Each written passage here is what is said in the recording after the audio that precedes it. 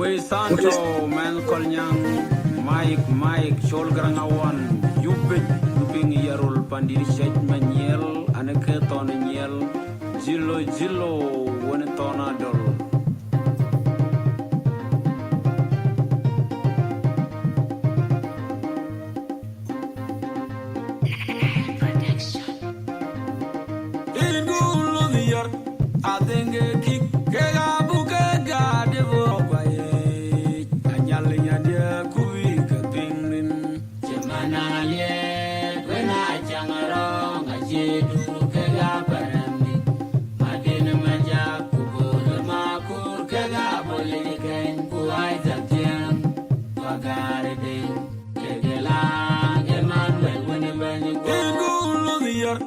I think a kick, Buka, Devo, Anyalia, dear Kuika, Pingrin, Gemana, when I jang along, I jedu, Kaga, Parami, Madina Maja, Kubo, the Makur, Kaga, Bolikan, Kuaita, Jam, Wagari, Kegala, Emmanuel, whenever you go, I think a kick,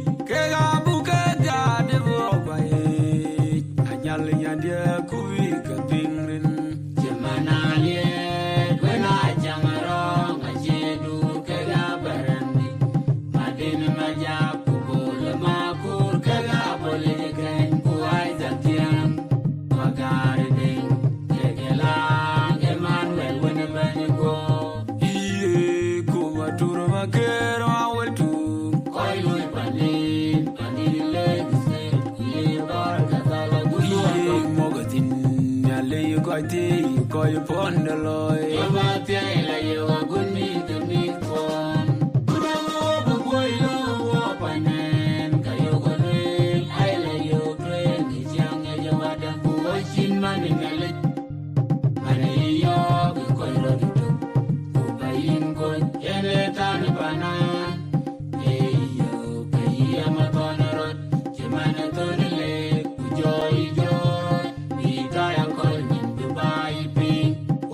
Punya you to jogging by the pandemic, which in our dam, I my little train, Jalakabi, Buddha, Kill Banan, Buddha, boy, low, Banan, Kayogo, I lay your train, is young as you are the watching money, money, you're going to buy in good, yellow tiny banana.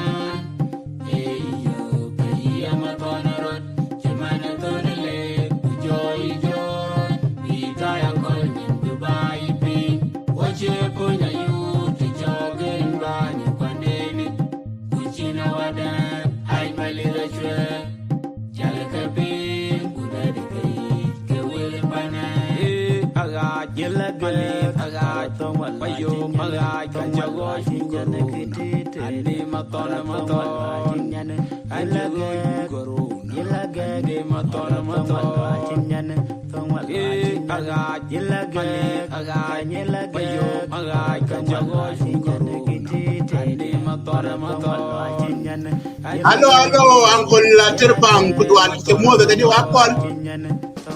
Long time. And welcome everybody. Welcome. Good evenings. Good night, wherever you guys are. And a happy day. We have a lot of people on Sudan.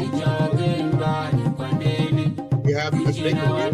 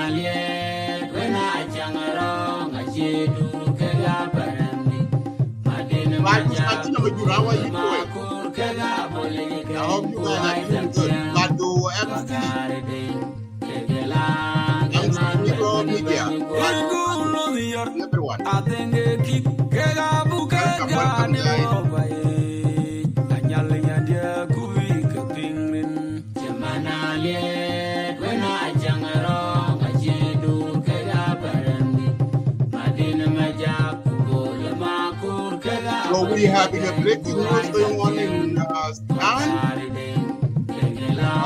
Sudan has cleared time with Kiir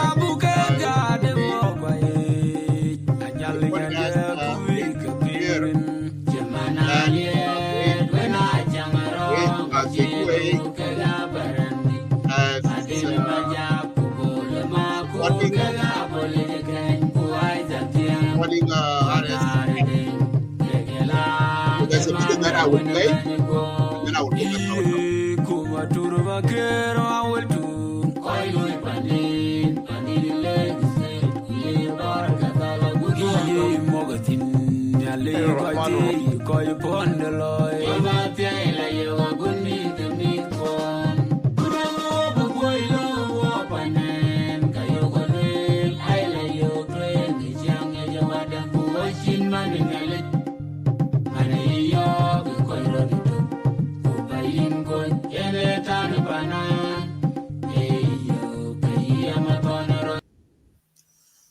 Okay, welcome guys. Welcome. Good evening, good morning, and good night wherever you guys are tuning in. So thank you for joining our show.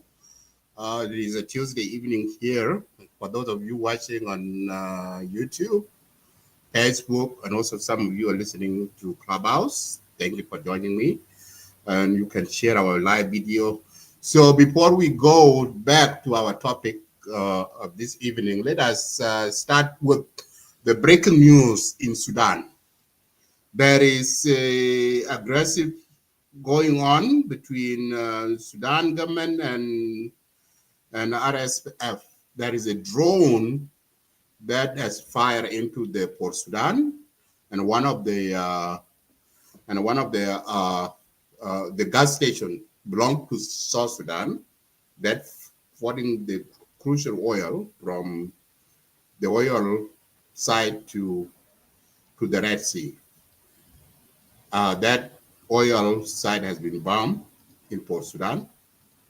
I have some of the image and voice, but before that, listen to the Sudan, the different councils. So they have declared that they are cut tie with the UAE. So listen to the gentleman right here. So he is really بيان من مجلس الأمن والدفاع. ظل السودان بأثره يتابع ولأكثر من عامين جريمة العدوان على سيادة السودان ووحدة أراضيه وأمن مواطنيه من دولة الأمارات العربية المتحدة وعبر وكيلها المحلي ميليشيا الدعم السريع المتمردة الإرهابية وظهيرها السياسي. وعندما تيقنت دولة الأمارات من هزيمة وكيلها المحلي الذي دحرته قواتنا المسلحة المؤسسة الشرعية المناط بها الزود عن حياض الوطن والحفاظ على مقدراته، صعدت دعمها وسخرت المزيد من إمكانياتها لإمداد التمرد بأسلحة استراتيجية متطورة ظلت تستهدف بها المنشآت الحيوية والخدمية بالبلاد، وآخرها استهداف مستودعات النفط والغاز وميناء ومطار بور السودان ومحطات الكهرباء والفنادق، وعرضت حياة ملايين المدنيين وممتلكاتهم للخطر، الأمر الذي يهدد الأمن الإقليمي والدولي وبصفة خاصة أمن البحر الأحمر. على أثر هذا العدوان المستمر قرر مجلس الأمن والدفاع الآتي: أولا، إعلان دولة الأمارات العربية المتحدة دولة عدوان. ثانيا، قطع العلاقات الدبلوماسية معها. ثالثا وآخرا، سحب السفارة السودانية والقنصلية العامة. واتساقا مع نص وروح المادة 51 من ميثاق الأمم المتحدة التي أعطت الدول الحق في الدفاع عن نفسها، يحتفظ السودان بالحق في رد العدوان بكافة السبل للحفاظ على سيادة البلاد ووحدة أراضيها ولضمان حماية المدنيين واستمرار وصول المساعدات الإنسانية. يسمن المجلس مجاهدات الشعب السوداني وقواته المسلحة والشرطة والأمن والقوات المشتركة والمقاومة الشعبية، ويطمن الأمة السودانية بأن الدولة قادرة على ردع العدوان والحفاظ على أمن البلاد. أدام الله السودان عزيزا مكرما وشامخا ومستقرا ومنتصرا، والله ولي التوفيق. Now you heard that. So according to they are now saying that they are cutting tie with UAE because of Sudan. They say, according to them, they say that the AUE, the United Arab Emirates, are on Tuesday declared a Gulf nation aggression state. The Sudanese Defense Ministry, which is the Yasser Ibrahim, announced that the Sudan was having a diplomatic relationship with the AUE, withdraw his ambassador and close its embassy. That is what is going on here. Accused the UAE of violating Sudan's sovereignty through the proxy with the RSF, which has been fighting the army since April last 2023. The entire world has witnessed. So anyway, that is the news going on. So you guys see the bombing going on in Port Sudan, which is there's a drone used by RAP support forces. There is a gas station that they bomb in Port Sudan, and that crucial oil is a part of.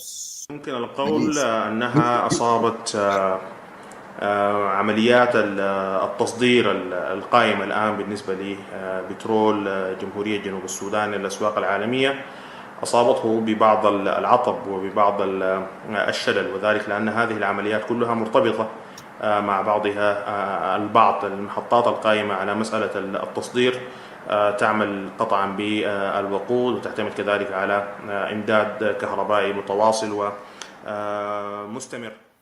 أنا برضو من الحكومة إن الحكومة ترى تدينا معلومة حال الكلام ده صح ولا ما صح. الحكومة يحاول يقول لنا إنه تشوفوا حاجة في السودان السائلين البترول لسوق العالمي ده هل حصل فيه خسائر تربح وضع حقيقية ولا ما حصلت؟ وبالنسبة لنا ده أنا معارض لجنوب السودان وده كان يكون مصادر للأموال لجنوب السودان، ونحتاج من الحكومة إنه تدينا معلومة نسمع من الوزارة الخارجية، هي نسمع من وزارة الشؤون البترولية اللي يثبت لنا إنه حال شوف التراجع بتأثر بالبترول لجنوب السودان في السوق العالمي وأم لا. So there you have it. So that is what's going on now. I hope things will getting bad over there. I don't know what government of South Sudan will do about that event going on. As you all know that South Sudan depend on that oil. 95% of economy depend on oil. If that things happen in Port Sudan, that means the oil will stop. And I don't know what will be the response to the South Sudan government regarding about what's going happening in Port Sudan. Let me go back to our topic of today. So, as you know, the African Union, IGAD, they visit Juba. So they 2 days now, yesterday and today, they held the meeting. So they released their press statement here, which I have on me here. Let me read it out. Which is very, they are now focused with the peace implementation of ARPS 2018. The question that I'm asking you today, is the peace implementation will be done without Dr. Yatmachar? That's the question we all need to ask and the answer. Yet the AU and Africa Union, IGAD, press release, they're saying that I put on the screen, you guys can see that, and some of you have it today. So the press release of today, the title, they joined the African Union Commission, IGAD official visit to Republic of South Sudan, Juba, May Peace 6, 2025. So the African Union, AUC, and the international and IGAD jointly reaffirmed their unwaveringly support to the government and the people of South Sudan. Okay, in their ongoing pursuing of peace, national unity, and democratic government, suitable development.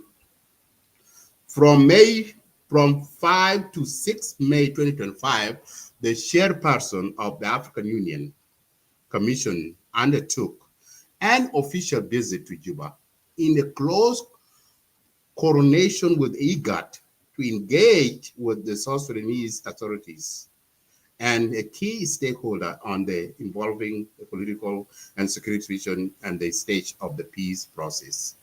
Now, let me pause there for a second. So now that's their mission.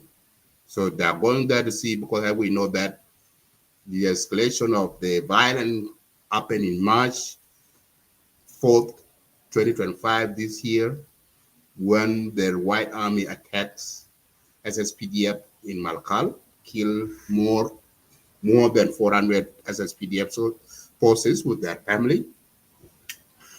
And now the government take a decision to arrest the member of IO, SPLA IO, including the chairman, Dr. Yagmacha, which has been placed of house arrest.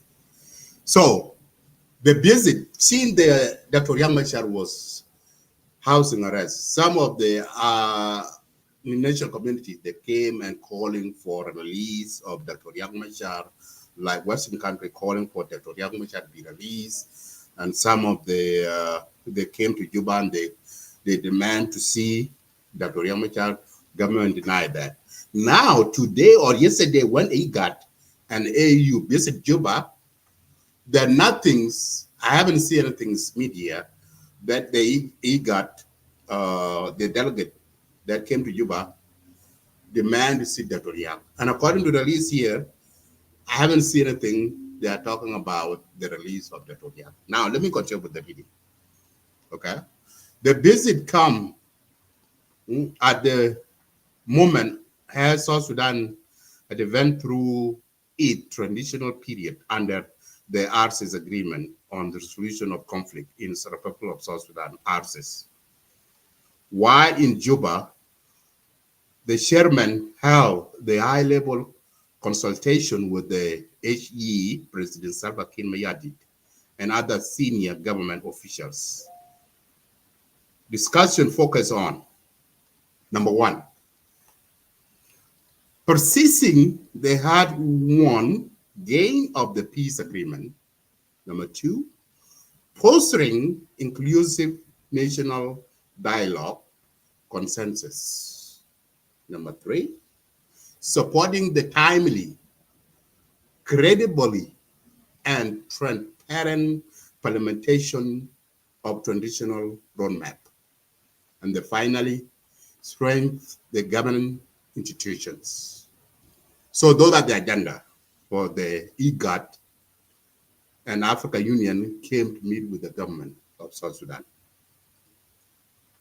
Now, continuing. In addition, the chairman of IGAD engaged with the regional international partners, including the African Democratic Corps and token representative, to ensure that the cooperation between the force unified approach to support South Sudan transition. The AUC and IGAD emphasize that the peace, sustainability, and inclusive governance are independable foundation for South Sudan is suitable and developmental and developed and regional integration.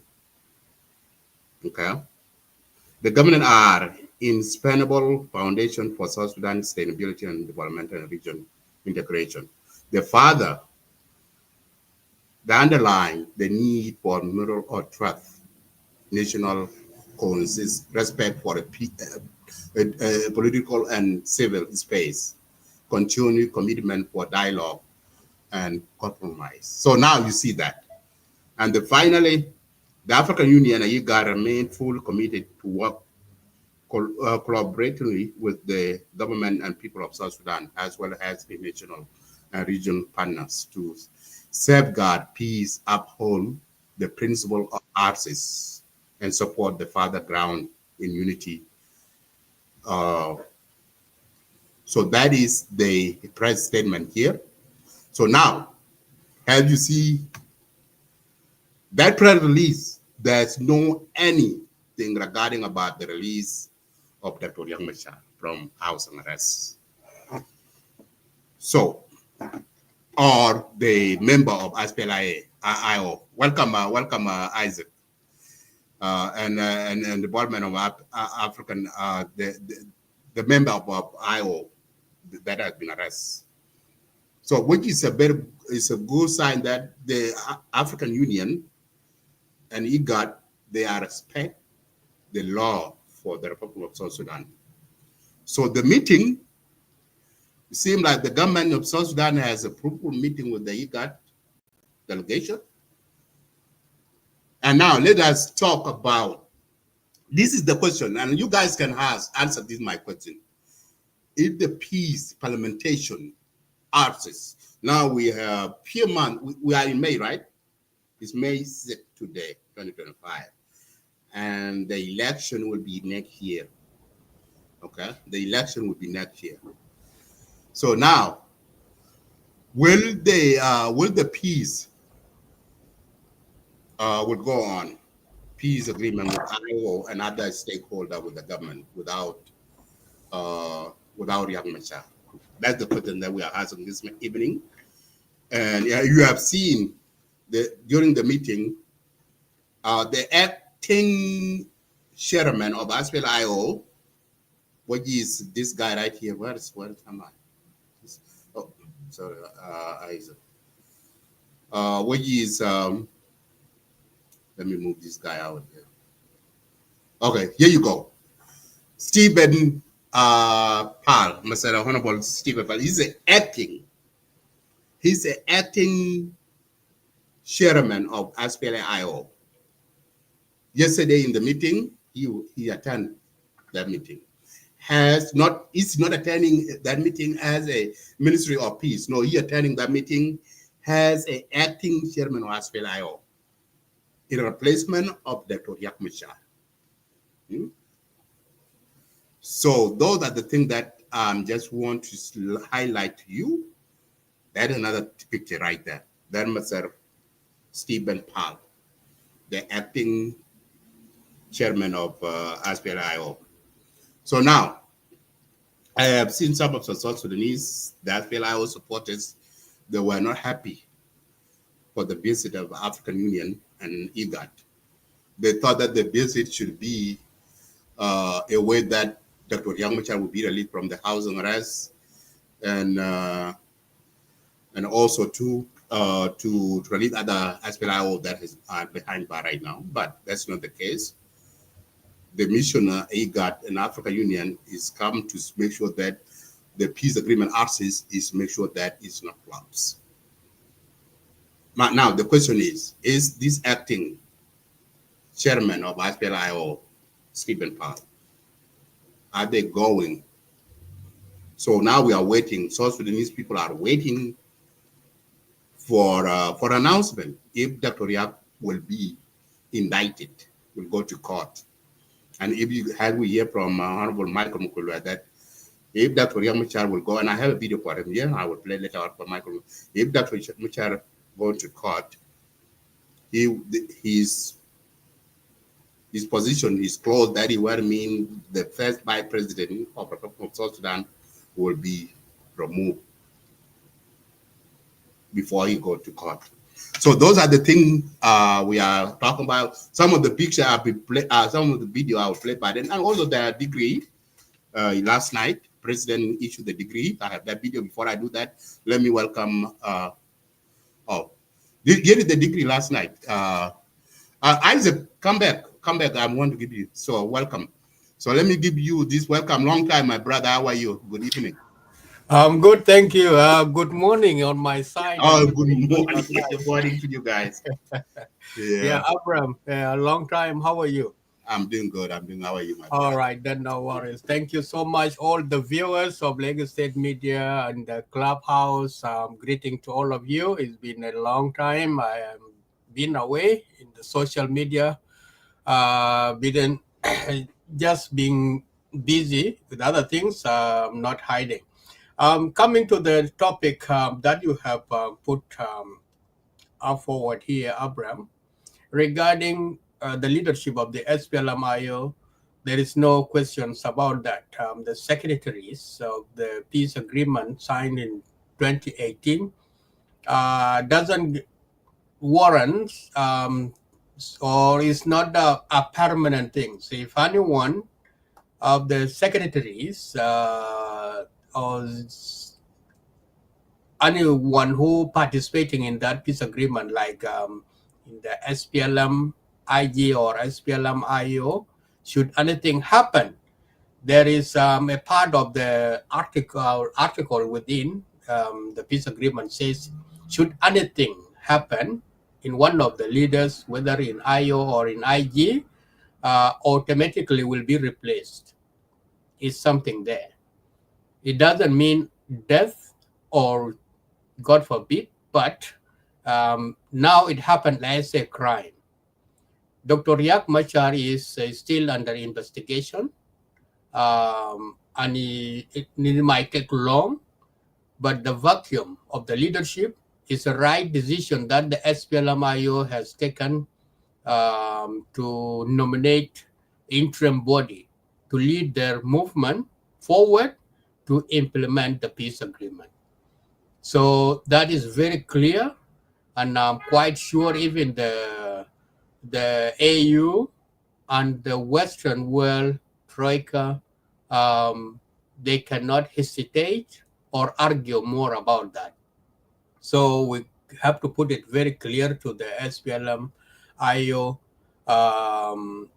followers or members who are asking or crying that Riek should be released or giving those excuses or hope. This guy has some amount of accusations that needs to be clear in the long-term period of investigation in the court, whether be proved guilty or not guilty. So at the time being, somebody has to lead the party. So that's what I can put in here, and it's a very good question, and people should know the fact. South Sudan has suffered for a long time in the hand of one person, one man, who always defected, caused loss of life, come back, retain the same position, and is agreement after agreement, negotiation after negotiation, all years. We can't last 10 years without Riek being a part of any obstacles of the country. So the world now is aware. This may be the third or fourth time that is implicated involvement of such atrocities, losing massive life. So thank you so much, Abraham. Seen you on live. I have to say that thank you, and I would like to go out and take some nap. I just came out from work. Now, when I saw you live, I said before I go to bed, I have to join you briefly and contribute, and then I will leave you. Thank you. And thank you. Thank you, Isaac. It's great to see you. It's good to be back. People who have been so good to see your face. It's good. It's around. Isaac is around. We are busy, but sometime we will. One time come, we will continue. You know. Thank you. David Amor is greeting you too. Thank you, Honorable David Amor.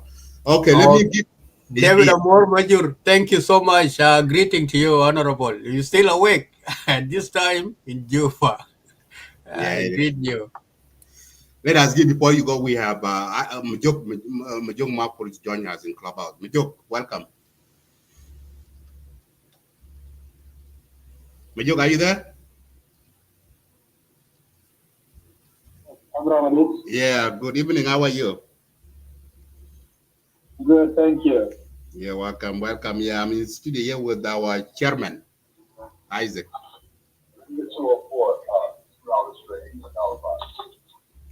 Yeah, go. Isaac? Yeah. Long time indeed, SG. Majong Makur, greetings to you. How are you? I will join you in the clubhouse. Okay. Yeah, Joke, you can go ahead and see what do you think about the visit of the African Union and IGAD and the meeting that they held with the government of South Sudan. And during the meeting, I have seen that they didn't discuss about the release of Dr. Yang Machar and other member of IO that has been arrested. Very much they are focused on the peace agreement, ours to be implemented. So go ahead with your analysis. And I open the areas. If you guys can come up, you can talk. Go ahead, Majuk. Thank you so much, Abraham Adit and Darak, Isaac Tiang, the audience and the viewers on Facebook. First of all, I will appreciate Abraham Adit for creating the room and for bringing this topic for us to discuss and also share our views in regard to what happened today. Many people were okay. Let me drop the link, Santino. If I don't know if when you join let's send me the page or the timeline. So there's a link that you can click it. IGAD, I will open the as a public. You guys can join us. Juba will pursue the government in order to adhere to the call of releasing Dr. Yak from house arrest. And after that, they will speak about implementation. But it happened not to be the case. And that prompted a lot of questions. What happened? Is the international community already convinced that Dr. Yak is an obstacle to the peaceful South Sudan? Or what happened? Or the international community has realized that something must be done in order to move forward. So these are questions many of us are still asking. But credit must be given to where it's due. I may give government credit this time around because it seems like government has stood on the ground without even being checked. Without being checked by the request of the international community and by the threat. As most of you have seen how the US reacted, the Norway, the UK, all these striker countries, they have been constantly demanding the release of Dr. Yak. But for them sitting in Juba and focus much on the implementation of peace, it means somebody somewhere has convinced them beyond reasonable doubt that without Dr. Yak, South Sudan can move forward. And for that reason, they might have seen and recognized the interim body of the SPLM-IO, headed by Stephen Park. And most of us, we have seen in the pictures, Stephen was among the people who attended that meeting. And we assume he was attending the meeting on the ticket of IO as the acting chairman of the SPLM-IO. Maybe the AU and IGAD might have paid close attention to him to believe that maybe this guy can drive the ball home with the President Kiir and the rest of the government. But the question is still, could they believe that without Dr. Yang we can implement peace agreement? And maybe they could accept so, simply because when you look at Dr. Yang when he was out from 2020 all the way to 2025 before the Nasser incident, Dr. Yang and the IO specific have been actually sabotaging anything. When we talk about the election, we sabotage the election, saying that we cannot move forward until Chapter 2 is implemented. And this Chapter 2 is not even moving forward. And when they are told we have to integrate the army forces so that we have unified forces, They always confront you with the several resistance, saying we don't have weapons, we don't have budgets, we don't have all this. When Honorable Tukel or Ambassador Tukel was in charge, and the roadmap was launched. That's where they show us the samples of unified forces in quotes, which end up that they were not actually integrated and they were not actually unified until the Nasser incident. So them sabotaging the election, what they were hoping for did not go through. And most of you may attest to this. When President Kiir committed himself to engage the whole group, the IO is specifically sabotaging Dr. Riak himself, sent 2 little kids to go and sabotage people in Nairobi. And for that, even Kualmanga Juk accept that this peace must be sabotaged for them to succeed. And fortunately, none of them achieved their agenda politically, nor IO or even Kualmanga himself. And Kualmanga would have used his wisdom to tell the IO that all of us are South Sudanese and we are political actors for this country to move forward. Now the international community has given what people were not expecting, and that is a slap in the face of the Riak. People were not expecting them talking about peace without it. But the reality is at hand, peace will move forward. Whether people are saying the peace has collapsed or not, they will move forward without it. And now the IO will engage in convincing international community to give pressure to the government so that the government could pardon Dr. Riak and release it. Completely, the implementation of the peace will be by words. But in actual work, I don't think whatever will happen.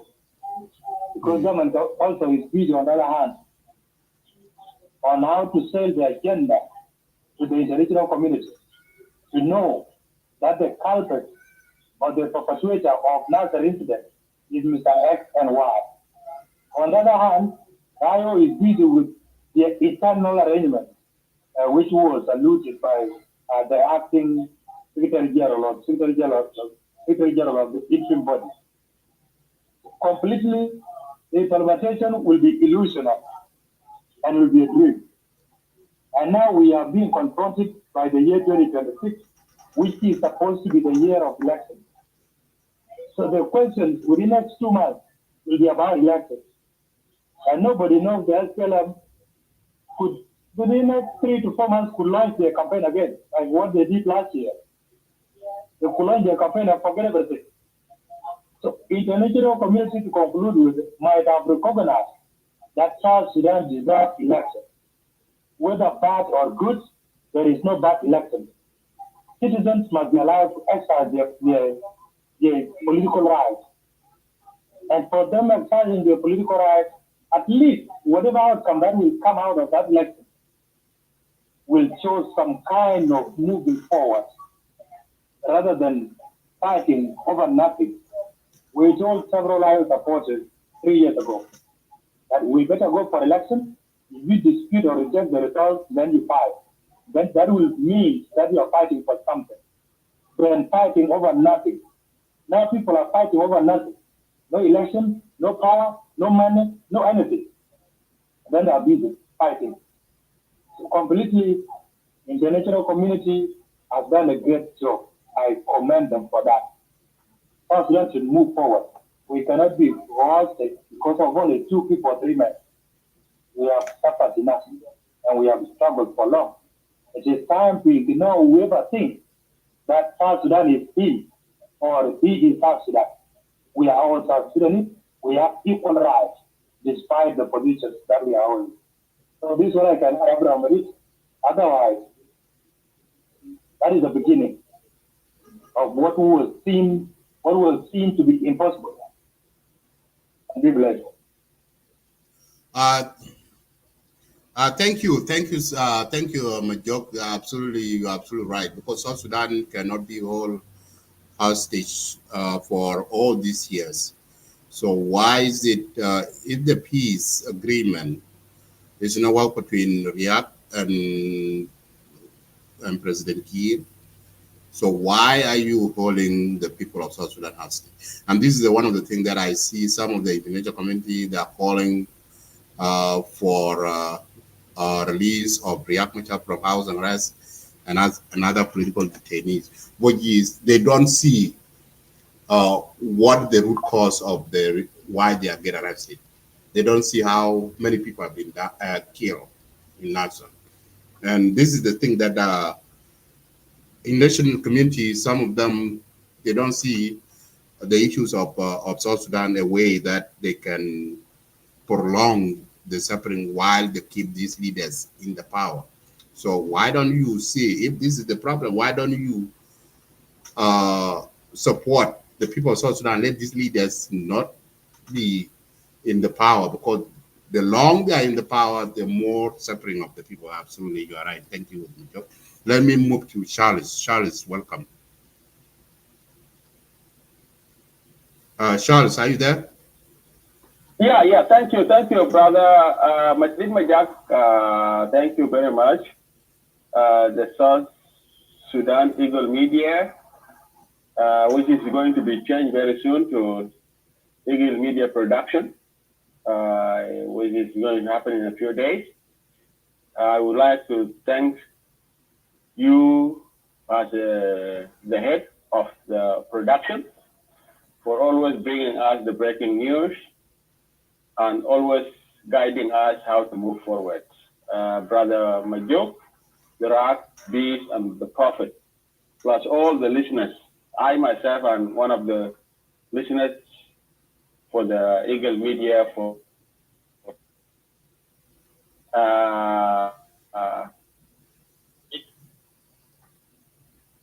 good news to hear that the AU and the IGAD, they are pushing to. If we go back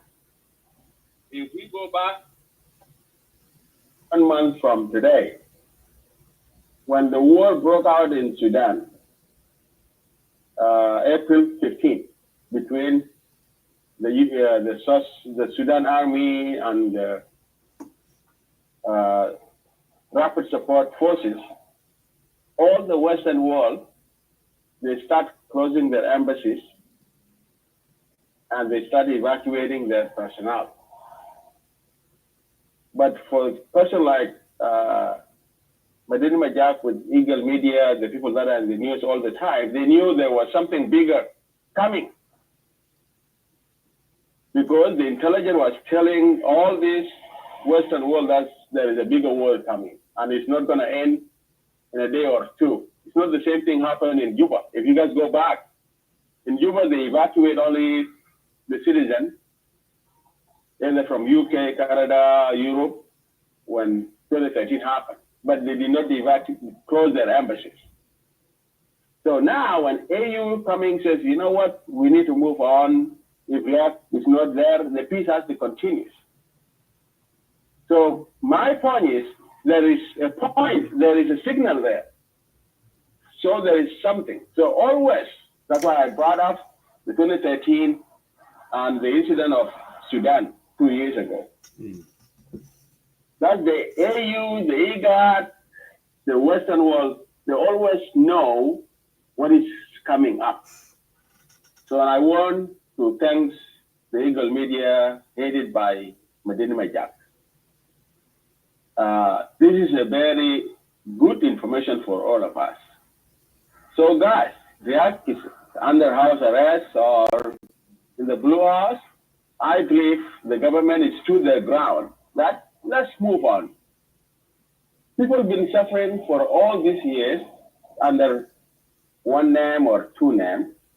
It's time for people now to move on. The people that started the Anyanya 1, they're not here with us. Anyanya 2, they're not here with us. The SPLM, they're not even us. Because John Garang is not with us. But people move on. So I believe, Brother Medit and the Eagle Media plus all your supporters, that it's time for South Sudan to move on. Riek Machar cannot dictate how we can live our life. South Sudan is bigger than anybody.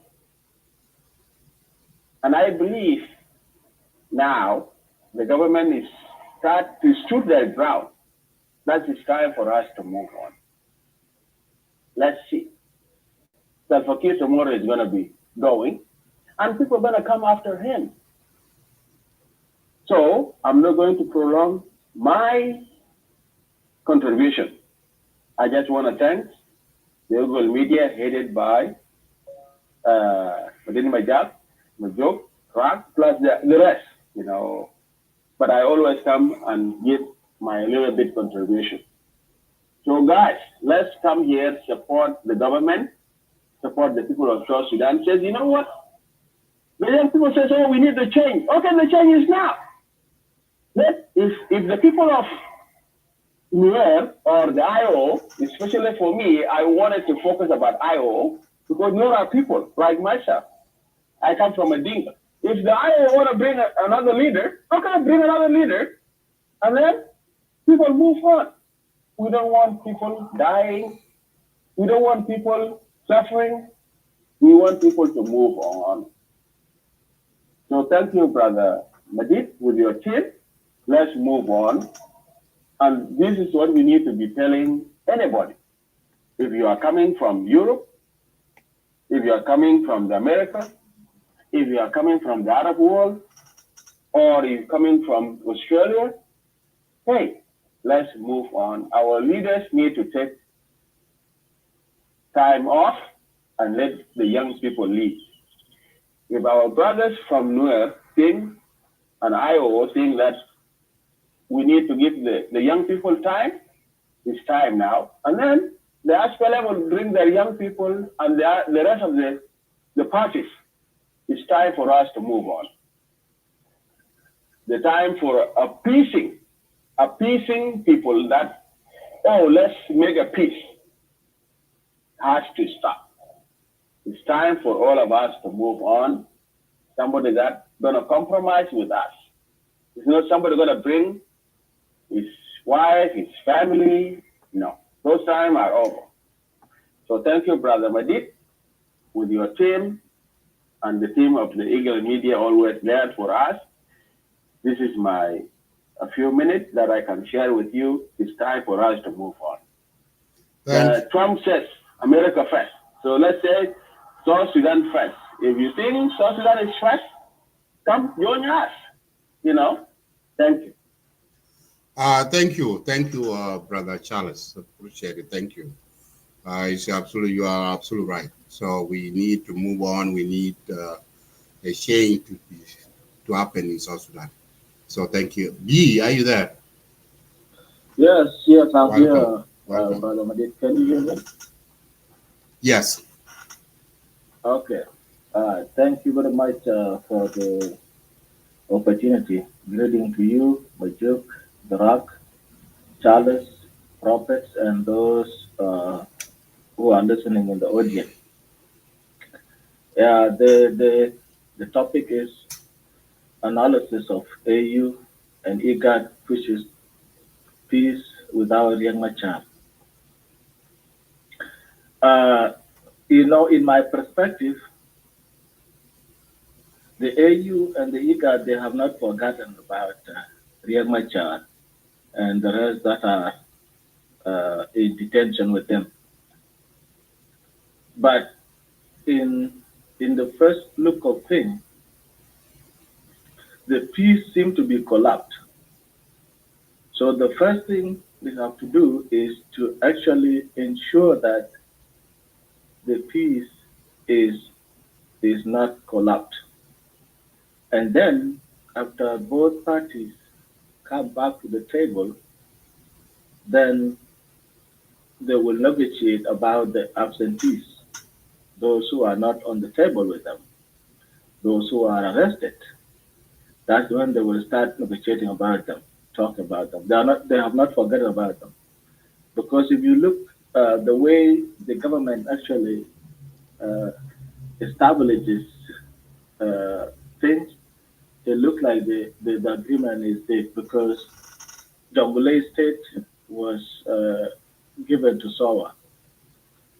Now the government is have taken it and give it and appoint the governor who is FPLM. Same thing to Upper Nile state was for IO. Now the government have taken it and the governor there is FPLM. I don't know about Western Equatoria. Uh, if the governor there is the SPLM or different party. So Yeah, welcome. How are you? Yeah, shukran, it brother. looks like they are all under the SPLM IG, which is the government. So if you look at that, then there's no way you can talk about Riek Machar without a peace. Because rescuing peace first will actually bring back everything that when missing or fall apart with the clutches of Nasser. So I think that is a diplomatic approach. They have not forgotten about those who are detained, and also anybody that was part of the peace agreement will actually be brought back after the parties acknowledge that they are now going to implement the peace. But before, things were actually hanging in the balance. You don't know whether the peace is still there, only the one party is talking. Things are removed from the Sawa, they didn't say anything. SPLM are being replaced, many people are joining SPLM, IG, the soldiers, and the politicians. So you cannot come as a grantor of the peace and talk about what is missing before you even make sure that the peace itself is alive or is there. So, in my view, uh, those of Riek Machar and everything else, those in detention and the position that were lost to IG will come after the both parties acknowledge that the peace is there. Mm. So I think that was the perspective uh, the AU and IGAD were coming from. So if they come and say we want Riek Machar released, to do what? If there is no peace, why would they ask for? And they don't even know whether the government wanted to go back to peace, because the government can continue and bring peace and make the country peaceful without any all the other opposition, remove everybody from a different positions, and then continue. And that's exactly how the things look like. They don't need all the other parties to rule, but they were looking for those parties in order to implement the agreement. And after elections, then whoever that wins, whether the SPLM IG or any other party, then they can form the government with only their members. Mm. But now the government of national unity is what the IGAD want to serve first. And then after they served it, then they will talk about what went wrong and what went missing. That's how I look at it, and I will stop there. Thank you very much. Thank you, brother B. Before I give a chance to Kennedy Ding, let me give this chance to one of my guests in the studio.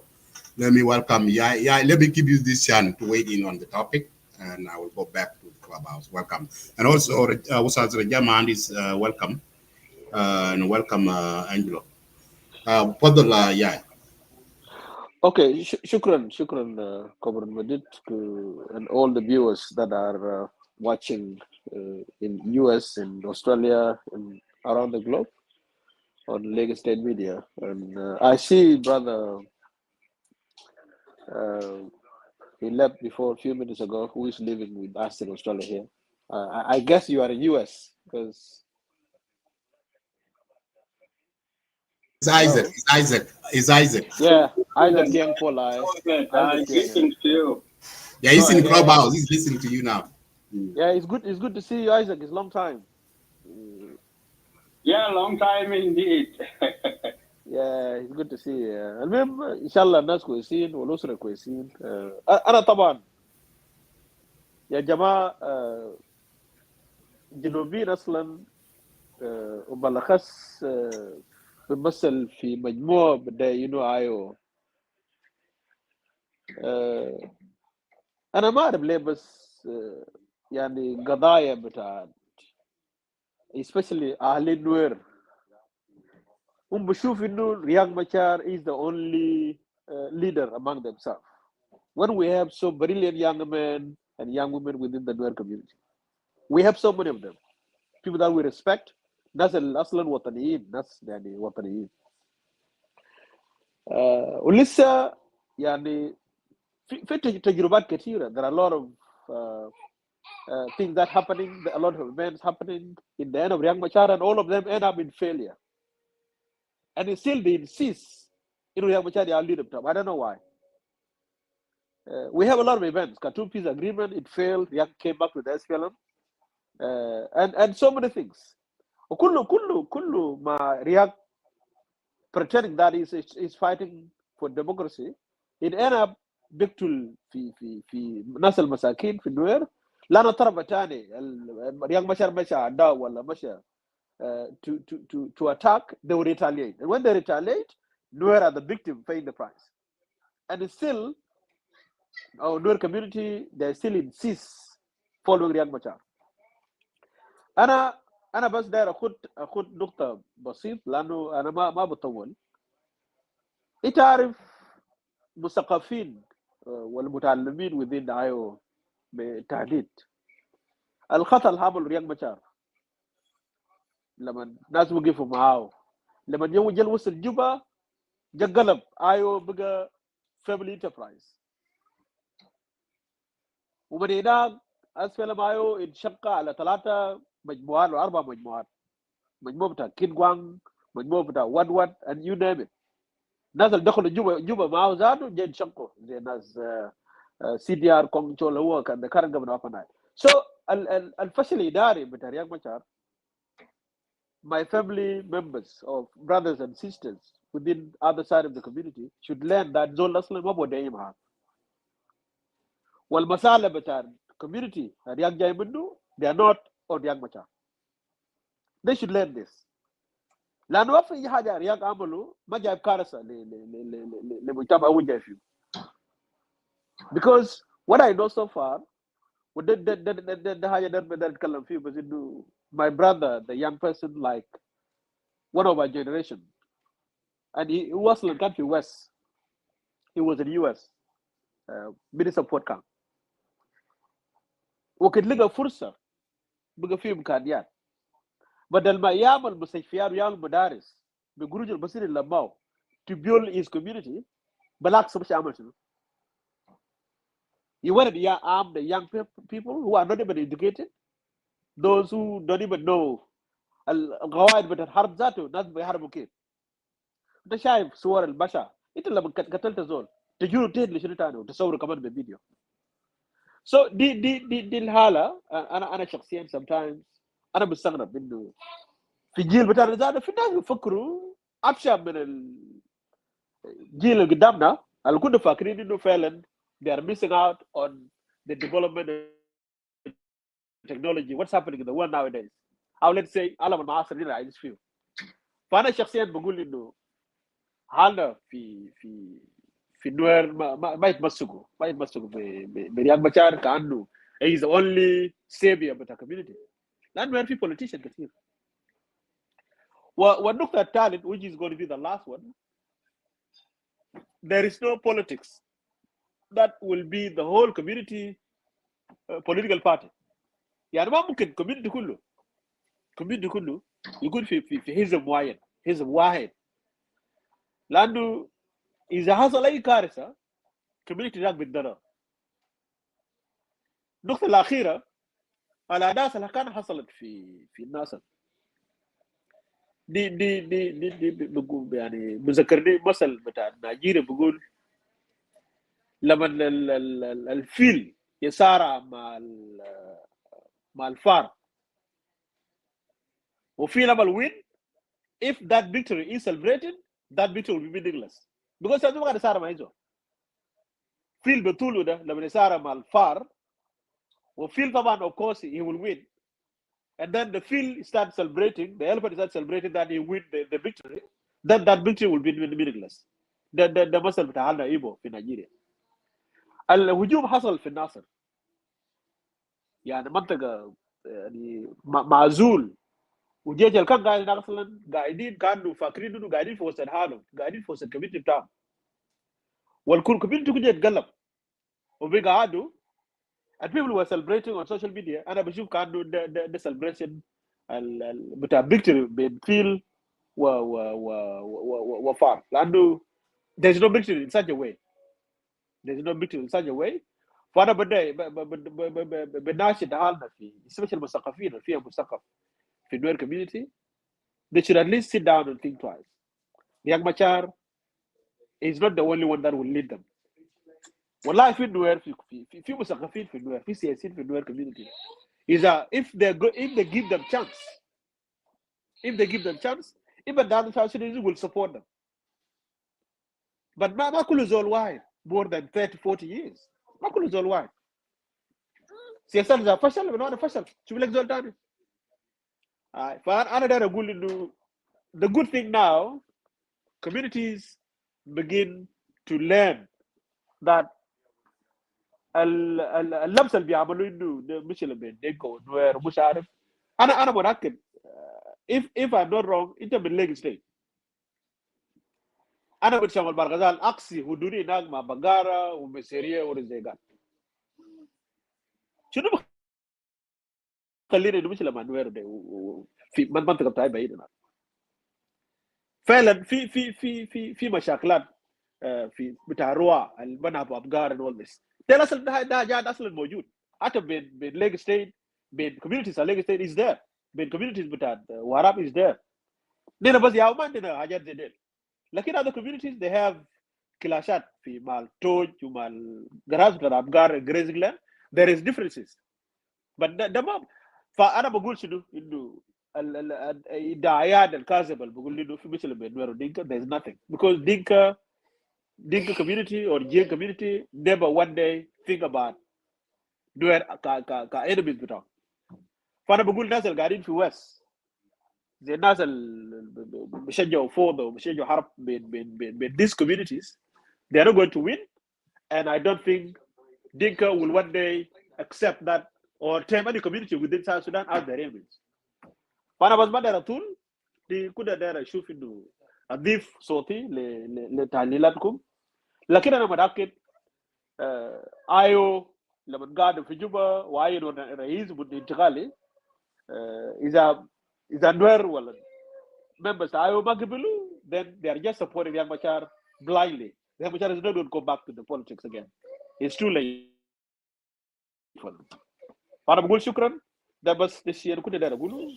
It's too late for Young Machar for members IO now to continue because Young Machar now is being termed as somebody who's going to be faced by court of law, and if court of law approve that, then mahal beton they have to maybe يكون سجن. من عارف. You never know. لكن بس نحن أصلاً we ناس جنوبيين they are just silent because المجرم واصلاً بريء لا لما يثبت إدانته. عشان كده الناس قاعدين لسه they are waiting for investigation. But I will thank you for the opportunity that you gave me today, and hopefully I will be going down and start watching for the guests. Thank you so much, brother Prabhuya, for coming, and you are truly right. You know, this is the problem we are in because our people, they miss the politics with the tribe, and this is the problem. It's really, I'm glad that you come, and thank you. Say hello to everyone. Thank you for coming, my friend. Yeah. You mute. Yeah, I'm wrestling with them. So yeah. Yeah. So thank you. Yeah. Because today is my day off, Shankida. We're wrestling. Okay, thank you. Yeah, so take خلاص care of. كويس. شكرا Yeah, sure, Yimbala, yeah, welcome. Yeah, thank you. Let me go back. Kennedy Dean, how are you? What? Welcome. Mr. Lord King Life, how you doing, my brother? I'm Lord doing King good. I'm Life, doing good. CNN. Prophet Loro Lex, welcome. Ladies and gentlemen, Kennedy being what? Welcome. Isaac, Rock, Mr. Rock, I'm around, man. How are you? I'm doing good, my brother. Nice to hear from you, my brother. Indeed, Oh, may thank God you. bless you. Amen. Fuck individual, I want to thank each and every legacy media, led by the Medina Majagan, my brother Rock, Love Old Isaac, and my brother Majuk Pan Africa. Nice to see you, my beautiful, my handsome brother. I love your analysis. Indeed, brother Big, the more the Kadai Mawa, the more na Piai, Kenya Pier. Angela in the mood, Gavera Jola Red Cap, the mood. My brother, I say hi to you. Salam alaikum, full sense death. Mr. Tontat, he got that baby courier. White Army, he got that the mood, Randy Mabur, Yin Majat. Ladies and gentlemen, I am so glad. Din majak jammu da kai ke wama ti jamkan. Jammu ugala wama ganje ben jol chale den jammu bin yale break e jampan. Today I'm going to go to topic. What topic look say? Topic say analysis of that AU, which is African Union, and IGAD, pushing the peace without the Majak. I always say a lot, indeed. The peace should be there, but people don't need a peace. People say peace is only Kiir Mayadis and a council of elders. A peace can go along. If people need a peace, peace should come. Nobody stop the peace. But if you don't want a peace, Kiir Mayadi will take a more years until they die with a public peace. And when I talk to these people, these are claimants government arguments. For those claim publicists, they always come with so paranoid. And I don't allow them because I have no time to know what they say. I need a peace. But when you look at who need a peace, it is not young guys or elderly peace, is not Kiir or young Machar. We all need a peace.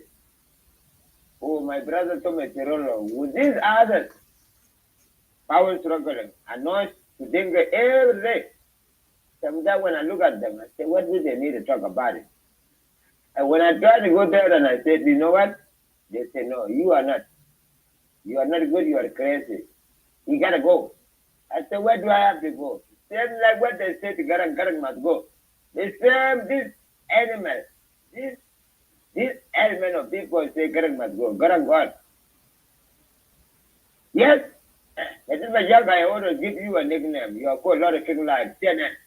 I want to thank all members of the legacy media to be more official and even Brother Rock, if you've been away from Madrid, he has been stood in until you come and get him. Because we are busy. And I'm right here. Peace is needed to be given to people in South Sudan. And that's why we have so many others. I as individuals, all in Western country, which is Tamayeni, which is so-called others. It save you a rock and it save you Medina Majak and I and Total. Another fuck individual, listen to us. We need a peace. Why the peace cannot come?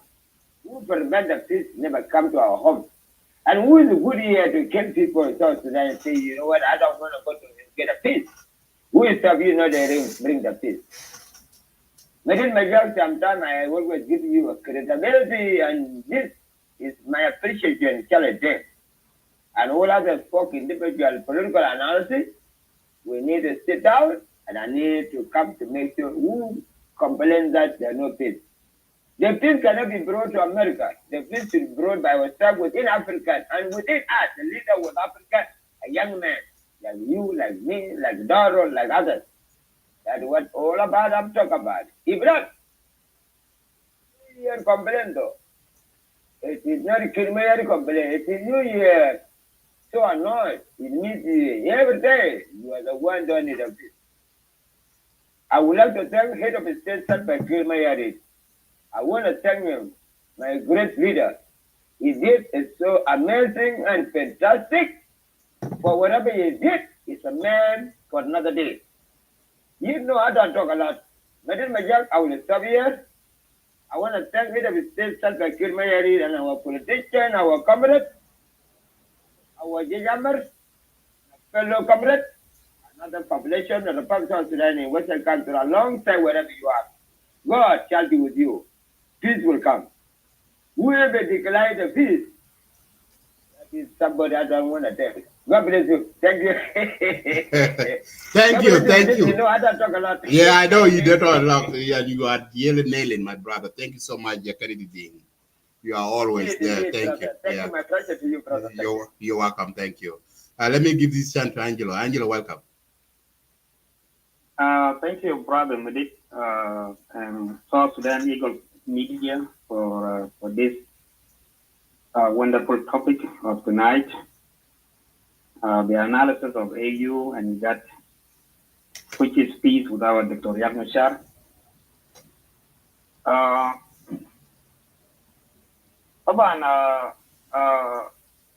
Brother Medit, this analysis, people will analyze it differently.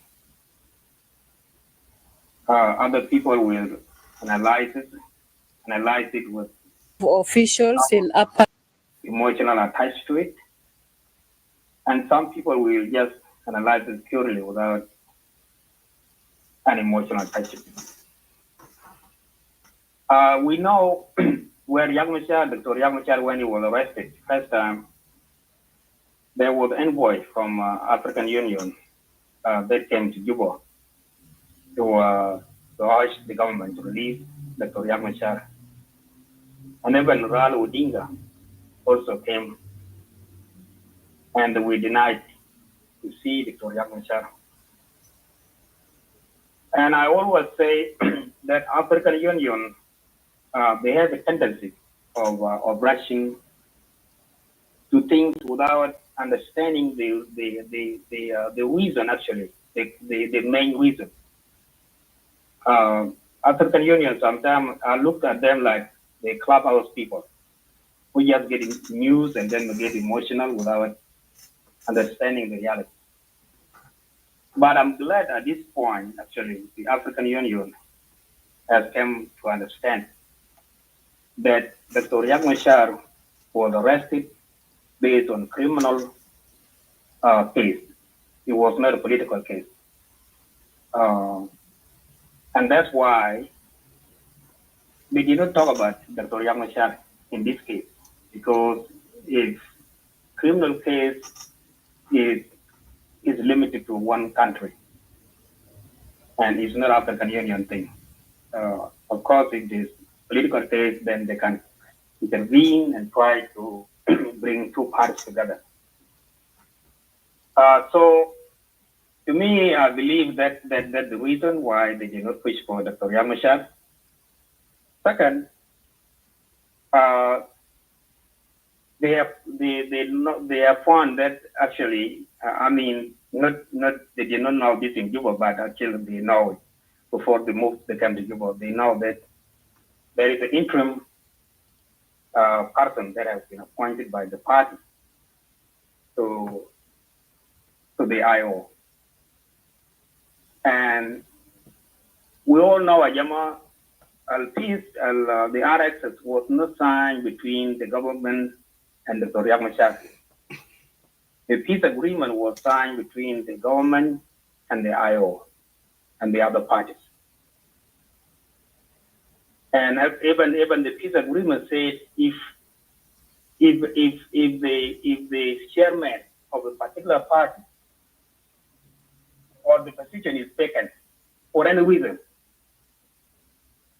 means it could be death, it could be arrested, it could be any reason, then the party will sit down and make a replacement. And this is what happened with IO. And the African Union understood this very well.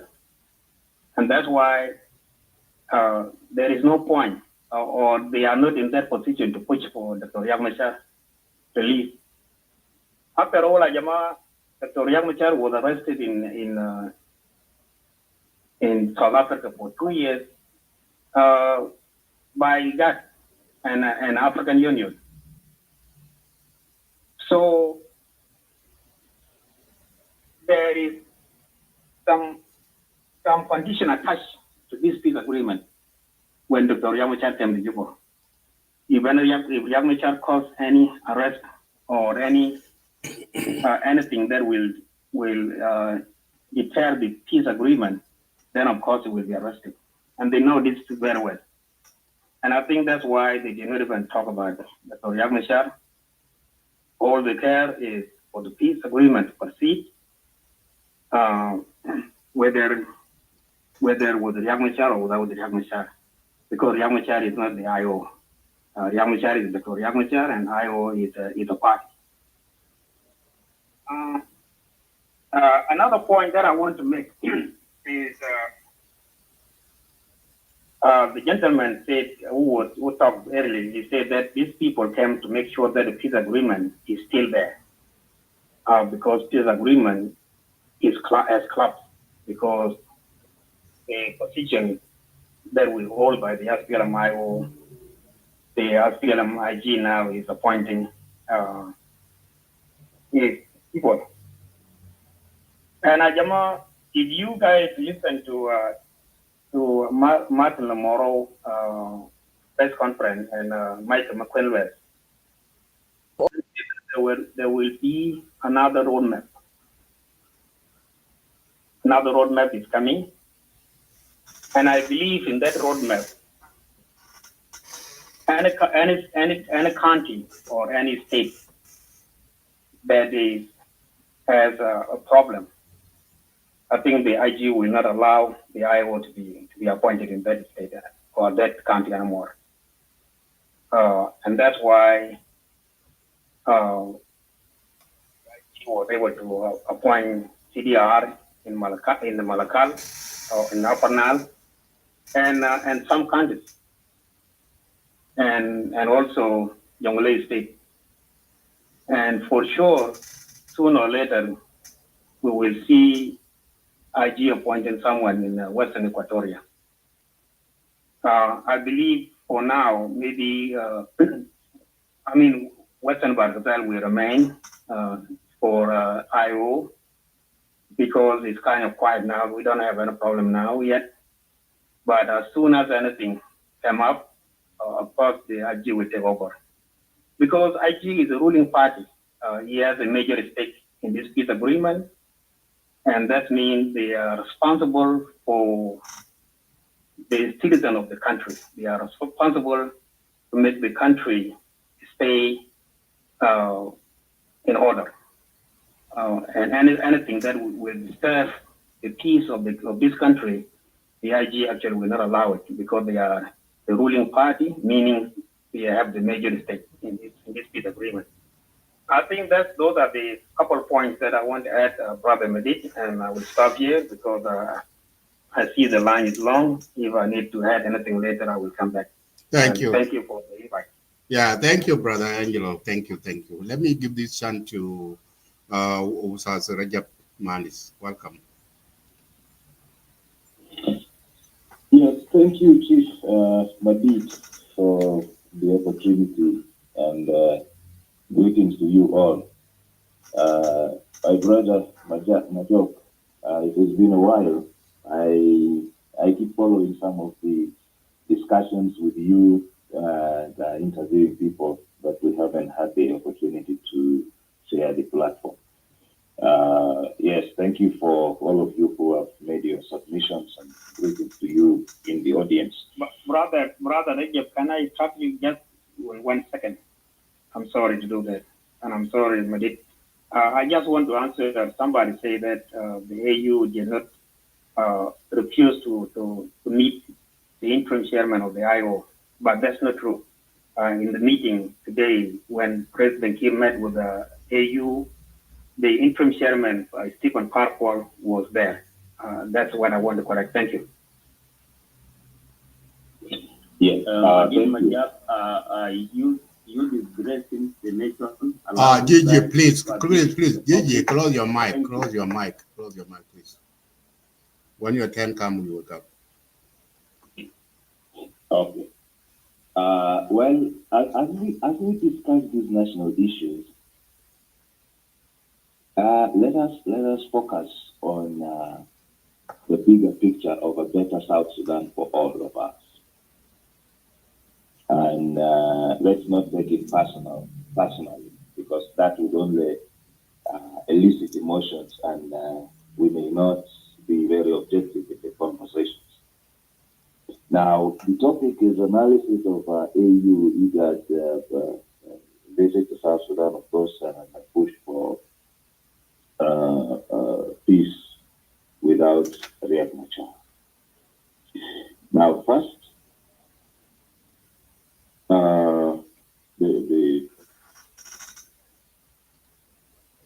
if you want to know the first sign of a failure to support peace in South Sudan is when someone tells you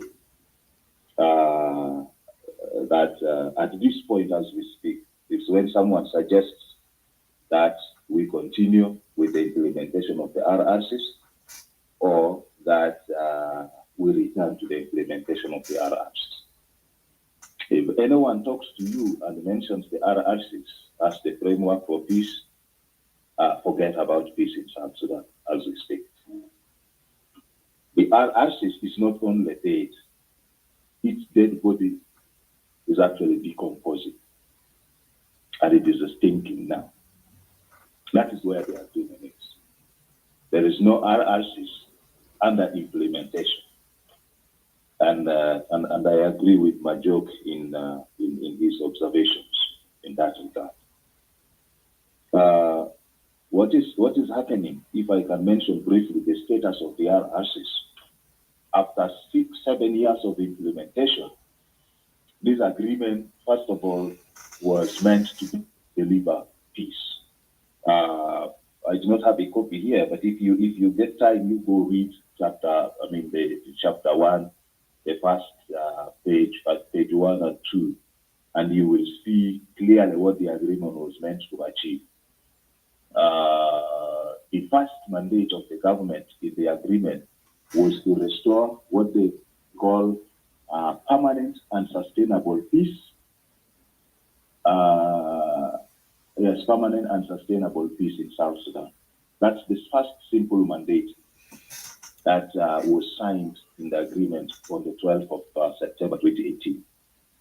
It is now 7 years of implementation, and of course, this agreement was meant to be implemented within 44 months. 44 months. That means 8 months of pre-transitional period and 36 months of the transitional period. As we speak now, we are hitting maybe, is it 78 or going to 79 months? And that primary mandate of permanent and sustainable peace and security has not been achieved. And so that is enough to tell us that the agreement is not delivering peace. Now, as it stands at this point as we speak, the executive created by the agreement is now all being dismantled, forcefully and almost successfully being dismantled. You are aware of the changes in the positions being reshuffled away from some of the parties, not only the IO, but also SOA, and they lost Jongole, governorship and all of that. This is dismantling of the executive positions in the national level. The ministerial positions have been taken away or swapped, and these guys continue to go for more. The executive and the mechanisms are almost completely dysfunctional as we speak. It is not clear when last the cabinet sat, for a meeting to discuss on South Sudanese matters. The security mechanisms, all of them, almost all of them, are dysfunctional now. They no longer effectively work. Actually from RGM, the highest oversight mechanism, and then you go to the rest of the mechanisms. They are not, they are out of function as we speak now. And these are not signs of progress. These institutions were built and activated and supported, and they did quite commendable work in trying to make the agreement work. They are now rendered dysfunctional. RGMEC was supposed to hold a meeting over a month ago. This is not happening now because they are even not sure how to proceed. The issues of membership and all that, the contradictions. And then the IO itself is now being effectively dismantled throughout the country. Under pressure, most of them are being forced to publicly issue statements denouncing the IO. This has happened in several states, and those who have not have also been threatened and all that. You know, in addition to that, you are aware of the several of their politicians who have been arrested and detained, including the chair and several ministers and also security officers. The parliament has been sent into what you may call an indefinite recess. I think it was since October or so. It's almost half the year the parliament is not in session. So the legislature is somehow dead as we speak now. And then you move on to what is happening now is another repeat of the 2016 formula, where IO, the leadership of the IO was purposely fragmented and replaced under the management of the IG itself. So it is the IG. But for those of you who are in the US, it is like Trump organizing the Democratic Party, organizing the chair for the Democratic Party and all of that. So if you are serious, you would see that this is a joke. It's a very serious joke, but that's exactly what we did in 2016, and we did not make progress with that. And we went back to look for Riyadh to get back to this process. Now, where are we with what do we say? First of all, this new interim chair is watching his party being dismantled throughout the country. I don't understand how this is going to work when they are going to reconstitute the party membership in the rest of the country. But this is exactly where we are. If you look at the security arrangements, it is also literally dead. There is renewed violence. This violence was supposed to have stopped within 72 hours of the signing of the security arrangements. Now we are all the way here. The violence has continued. In fact, it was even since 2017, 2017, December, when the agreement on cessation of hostilities was signed. That was when the violence was supposed to stop. But we are still now in renewed violence, even more serious violence than the ones we saw before. These ones now include the use of jet fighters and all of that, and choppers. And you can also see the destruction, systematic destruction of the facilities of the security arrangements. And this includes the cantonment sites and the unified training centers. Those are institutions of the agreement. Those are facilities of the agreement. And they are now being dismantled. In fact, they are being bombed by parties to the peace agreement. That's when you would actually say the agreement is not only dead, but it is now decomposing. The code is now decomposing. The problem you may have with this is that you get to dismantle these institutions forcefully, and the forces that were already contained, they were under command, and they were being managed, are being dispersed. So you throw them out. It's like breaking a beehive and then you have the peace scattered there, and you have to deal with the peace. It is not an easy situation for South Sudan. That is building up a security situation that you have to deal with in a manner that I don't know how it is going to work. So that is where we are with the security arrangement. So when we are in a renewed violence, we are destroying the facilities of the agreement. There is no agreement to talk about. Now, the visit of the AU, joint visit of the AU and IGAD, is a testament to us that the highly proclaimed African solutions to African problems is a joke. We expected, I personally would expect the African Union and IGAD. In fact, there is respect for them from the other international partners because they believe in the principle of subsidiarity, that problems are solved by the institutions closest to the problem. And in that regard, the regional authority is IGAD, closest to South Sudan, and then next to IGAD is the AU.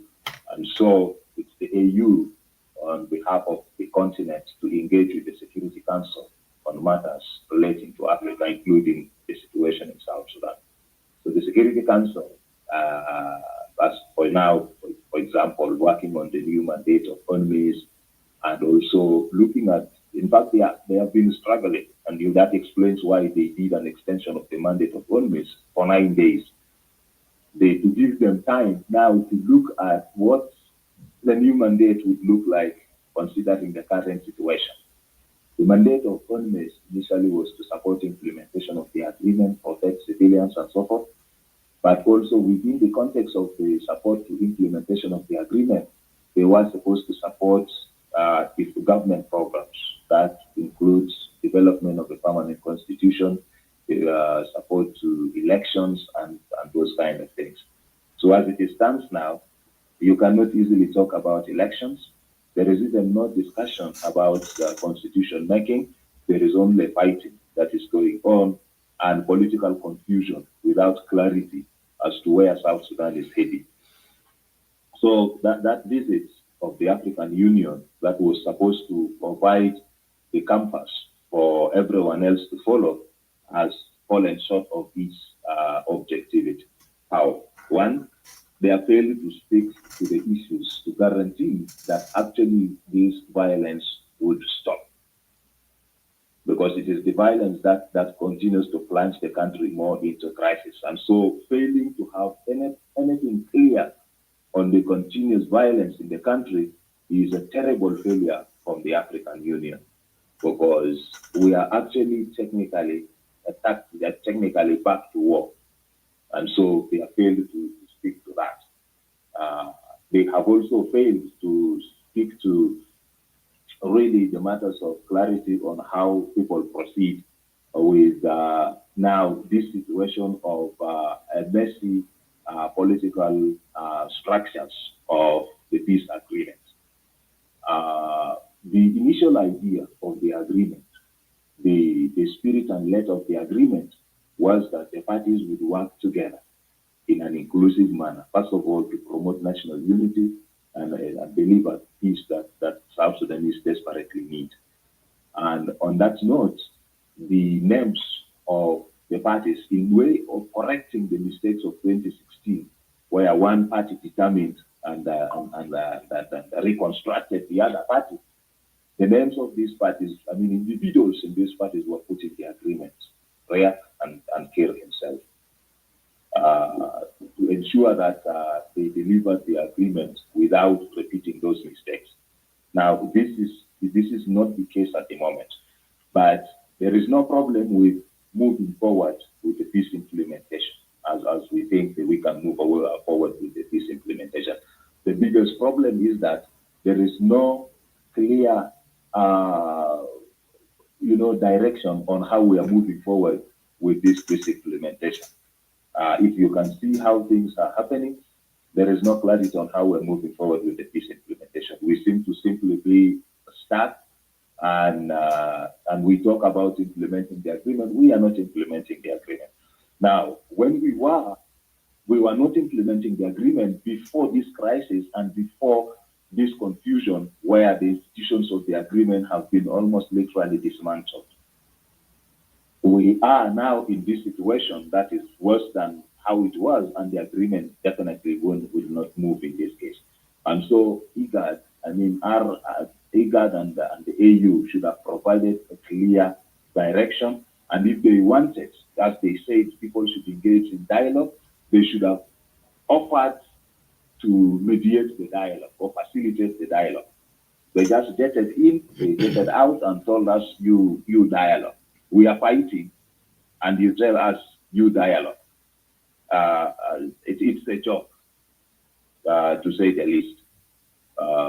It is like, we are boxing ourselves at each other. You are supposed to come in and give us some help in the mediation, the dialogue.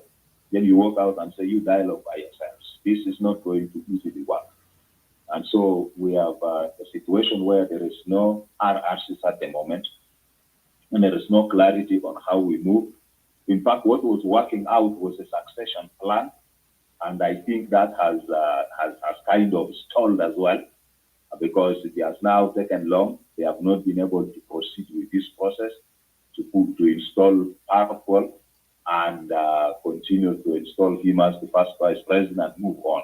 It is also becoming increasingly challenging for them to actually take Riek Machar to court. I guess it is going to have a lot of challenges. But let us, I would say, define this issue not in terms of Riek and the IO. Let us define it in terms of the South Sudan we want, and whether we are on course to attain that South Sudan we want. And outside this, we have weakened ourselves politically, diplomatically, economically, and we have weakened ourselves militarily. And we are exposed to serious external threats. And one of the source of these external threats is Sudan. What those guys are doing to themselves in Sudan will possibly affect us and suck us into regional political and security dynamics that may not be good for us as a country. And so we need, if we are very serious, we need to reconstitute ourselves very quickly, politically, militarily, and financially, to be able to resist any of these potential external threats that we face. Otherwise, the situation is not looking good for South Sudan at all, as it stands now. Thank you. Thank you, Ustaz Rajab. Before I give the chance to others, as you can see now, Rajaman, is regarding about the military. You talk a little bit about the military, which is a crucial problem right now. As you see, the military has been divided, IO and SSPDF. And this is where the problem coming in. Because if the government now, the position of the government right now, what they're doing, they say that they want one army, which is SSPDF, and the rest of organized forces have to be integrated into SSPDF, including IO forces. And this is where the problem coming in. And you have seen some of the IO, they are now, you can see every day, there are some of the forces that join SSPDF, and some of the IO are fighting with the SSPDF. And you have seen some of the incident, some of the forces of IO ambush some of the civilian truck between Juba and Entertega Road, and they killed one of the Somalian guy, and they robbed, like, they hijacked the truck, and they looted some of the goods in that, and they even killed that Somalian guy and burned the truck. So all of these are going on. The insecurity is really is getting bad every day. And in order to do this, what do you think about the way that the unified forces now is one of the things, the security arrangement is really, it will not line up with the RC's peace agreement, as we have seen that they are doing another way by You have to, whether you want to join in, put down your gun. It's telling this to the SPLI, put down your gun and then join one of the training camp in the area. That's the message. That's the SPDF telling the IO. So all of this, and if you are resist, you will fall the resist from the SPDF. And this is what you see the part of the Upper Nile area, and you see what's going on around the country. So what will be the solution here?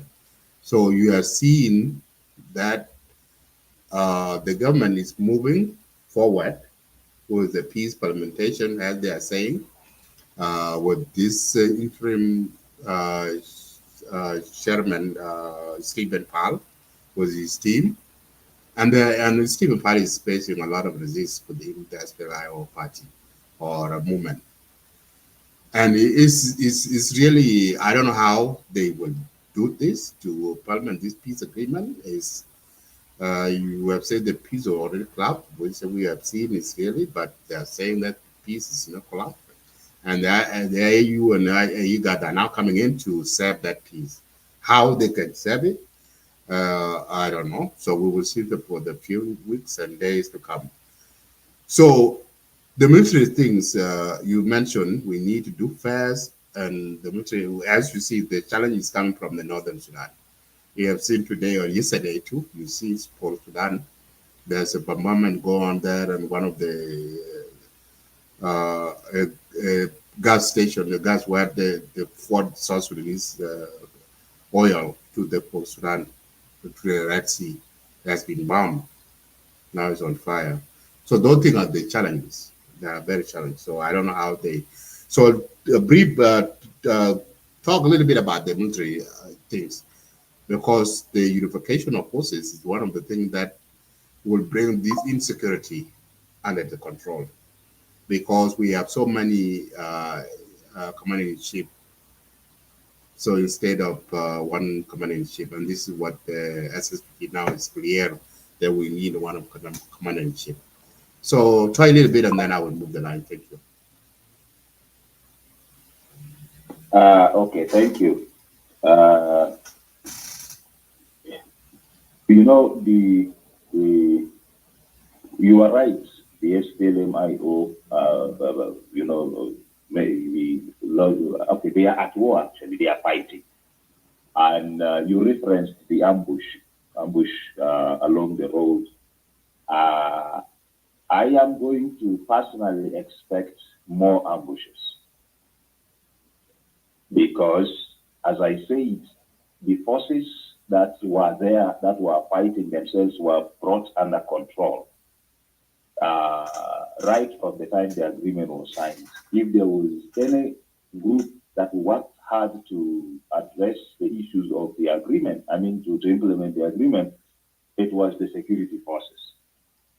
When the agreement was signed right away, few days after that, the politicians were still confused among themselves, arguing over things and how to proceed.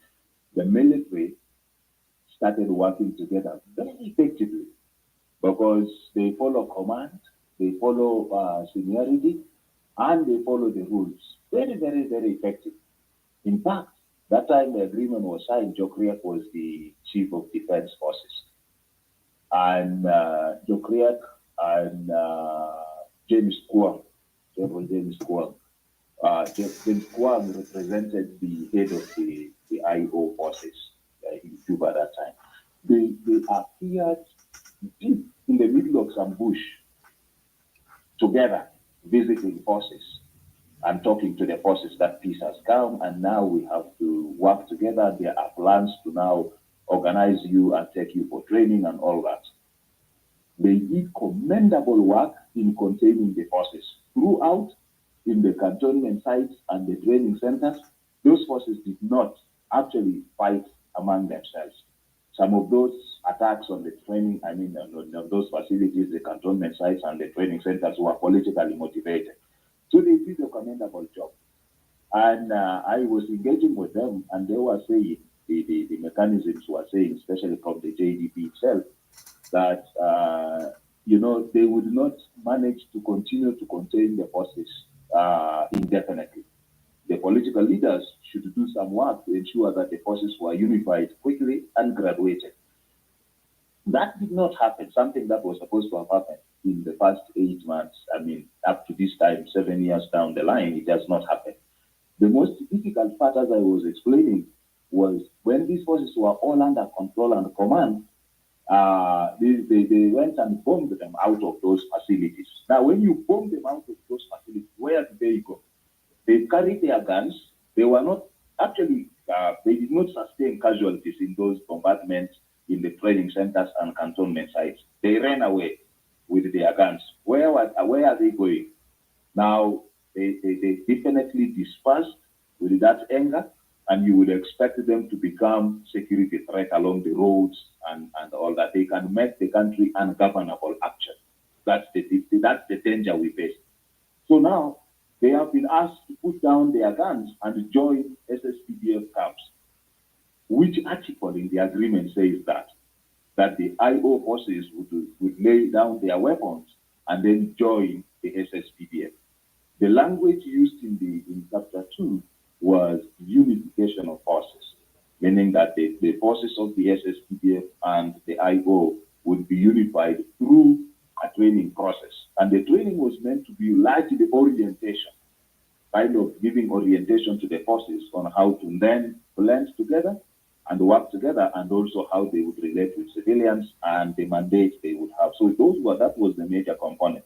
So asking them to lay down the guns is not any article in the agreement. Lay down the guns and join the SSPDF. That's one. Number two, the fighting started in 2013 with the issue of laying down the guns. You may recall when they claimed that they were asked to, the Tiger group there was disarmament or so of forces in the Tiger. That was when they started shooting themselves. So you ask the soldiers, just lay down your gun and go and sit there, and you know that this is the group. The SSPDF is the one you are fighting with. They bombed you out of your facilities and you are fighting with them, and then you put down your gun and you come in strength. This will be very difficult to take for a soldier. And so we are likely to have these guys with their weapons, and they would be a security threat to the roads, and also even some of the towns and so on. So there would need to be a political solution to then address the security crisis. Actually, the security arrangements are subordinate to the political arrangements. And so if you do not manage the political arrangement, if the political arrangement falls apart, then the security arrangements will also fall apart. So that is where we are. So how do you address that? You need to address the political situation. You address the political situation in many ways. The parties could agree on how. That's where the AU was proposing dialogue. Agree on how to move forward on that.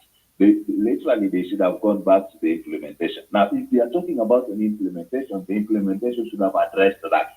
And if Barcol holds the authority of the IO, then he is supposed to politically manage the forces, order the forces and all that. So if these things are not happening, then we have a real crisis.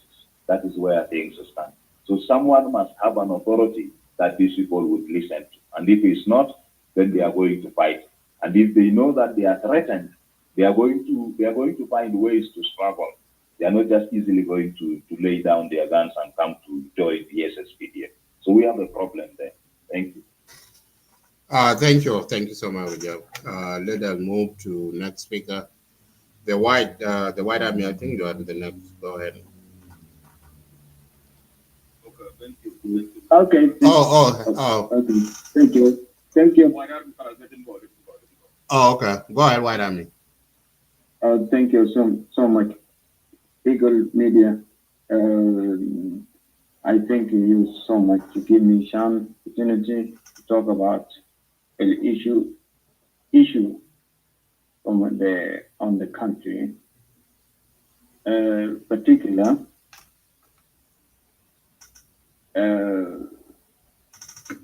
أنا داير أتكلم عن الريف وداير أتكلم عن الاتفاقية فنحن في جنوب السودان دايرين اتفاقية ونكون كنحن جنوبيين يكون لنا الجيش من واحد، والجيش من واحد منه يعمله الرئيس الدولة. وطبعا رئيس دولة يعني نحن عندنا 24 قبيلة، يعني كل قبيلة داير نفسه يكون أبناء يكون في الجيش بتاع البلد الواحد. دايرين سلام في جنوب السودان من منذ يعني من 72 حتى اليوم هذا. احنا ما استغرنا كنحن جنوبيين، نحن دايرين سلام، ما دايرين مشاكل بعضنا، ونحن نشرد قبائلنا ونجيب أجانب ليه يقتلنا، وليه ما نقعد تحت عشان نحل مشاكل بتاع جنوب السودان، لأن كلنا ما قادرين نحل مشاكلنا، لأن لنا قبليين في قلوبنا وكل زول بيحب قبيلته. ده حصل قراءة سياسة في البلد بتاعنا فنحن جنوبيين، عشان كده أنا جينا يوكندين عشان يدافع صم قبائل بتاعنا، لأن صم قبائل هم ما مقتنعين بنفوسهم عشان إنه تكون في سلام. في قبائل بيقولوا نحن نعمل دومينيت للقبائل تاع جنوب السودان عشان هم يقعد أندر بيكون بتحتنا، فنحن القبيلة الكبيرة جنوب السودان. نحن لو ما قعدنا كنحن أبناء جنوب السودان ما بيكون في سلام. يعني ريك كان وجه جا جوا جا بيدينه أشرف، الله جاي بداو الأخير جالس الفكير سجن في الوقت الحالي. لو كان جاب الجاي بداو بيكون زي الموضوع بتاع 2016 الماشي كونغو، ما بيزول بيقدر يمسكها لأنه عنده الجاي بداو، لكن هو ما داير سلام، خلى الجاي بداو برا. وما كويس قال شنو جيش أبيض يرجع الوقت بتاعه أبيض. حتى الجاي بتاع ريك حتى لو ده كنترول اريا ما يخرجوا بسلاح، يخرجوا بشنو؟ بأسعار بتاعهم، وبيقول دايرين يكون إننا الجيش من واحد. إذا في حتة زي ده في كنترول اريا فحركة شعبية قاعد يمشي حجم الجماعة بتاع IO في ماسكرات، هم بيحجموه ونازل بيقتلوا منه عشرات بسكت. ده منه ده سلفا-كير، الخطط بتاع سلفا-كير، هو عمل قدس يقول جنوبيين ما بعرفوا كله كنترول اريا. يعني ناس عاجي قاعد يمشي حجم الناس دي بالكنترول اريا، يكون في مشاكل الناس دي بيجري في القاعده، بيقول الناس دي بيسكتوا حتى تم 4 سنة. ناس سلفا-كير بيعرفوا انه من اثيوبيا قال الاتفاقيه ده لو مشي جوا يكون ما بزول بيعمل فلمن الاتفاقيه، ما بزول بالفلمن انه سلفا-كير يعرف قروا الجنوب بيلعبوا مع افريقيا يونيون، ما شو دول ترايكا، ما يوغندا وكينيا ودول اخرى عشان يتاخروا جنوبين بيكون في كرايسيس. حتى اليوم هذا سلفا-كير جاب موسى في قبيله معين قاعد يعمل بومه. هو لو هو رئيس الدوله كان يجيب جيش يمشي شاكل الناس دي، يعني ارض من يعني نسأل السؤال قبل ما ينتهي. دقيقه خلينا نتكلم كلامين انتهى. حس سلفا-كير لو سلفا-كير ما داير سلام، لو كان داير سلام الموضوع بتاع الناس اللي ما بيكون ده سبب، هو داير السبب، لكن ده سبب جاء حصل، ولكن بقى سبب لسلفا-كير كبير. حتى انه خطأ في راس ريك انه سيريك عمل كلام ده ماندن on the ground، ما جاي الابيض ما جاي بتاع ريك هو innocent، ما عندي ما داير سلام بالجنوب. Before you even talk and blah blah blah, it is that okay? Why are we doing this? What is your role? Yeah. Is that okay? No, hold on a minute. الشارون بتاعك معلش، الشارون بتاعك تعالى تدنكاو، الشارون بتاعك تدنكاو أنا المراوي. ده لما لقيت فوق انا ما خايف منك، انا ما خايف منك. لو كنت نازل بخاف، الناس شوف الناس اللي بخاف او ما بتجيب. شوف انا ما بخاف من الدنكاوي، عشان كده انا بدي قدامك. انا ما بخاف منك، انا ما بخاف. انا شوف انا ما بخاف منك. شوف اسمعني، انا ما بخاف منك، انا ما بخاف من الدنكاوي. يعني انا بيجيك انت ما بتجي، انت لو راجل ما بتجي من مدعي يا اخوانا يا اخوانا انا ما بخاف من الدنكاوي حتى لو 100 سنه ما بخاف. انا عارف ما بخاف دنكاوي، ما بخاف الحكومه. لو 100 سنه ما بخاف من الدنكاوي. يعتبر إذنك شوية كده بس عندنا نسأل سؤال قبل كان داير نقوله أو نسألك بيه في كلمة قلت كلام بتاع ال containment forces زمن الجيش بتاع الرياض زي جاي ضم في الحكومة قال ده اتفاقية جاب عصايات، ولكن زمن من كان في الحرب كان ماسكين العسلة. دي كلمة ما كل قال العسلة لا كوما يكان بسار ده ما كل لا كوما وده حاجة معروف.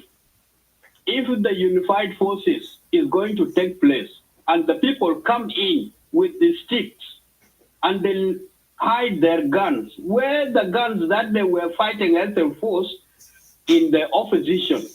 That was the question. He said, okay, if you are people playing around, you hide your guns and you say that the government will come and arm you. It is impossible and something that is very realistic. So you guys, you were having a long plan and it's something different, and you are the people who have distorted the movement called IO. You turn into the tribal movement.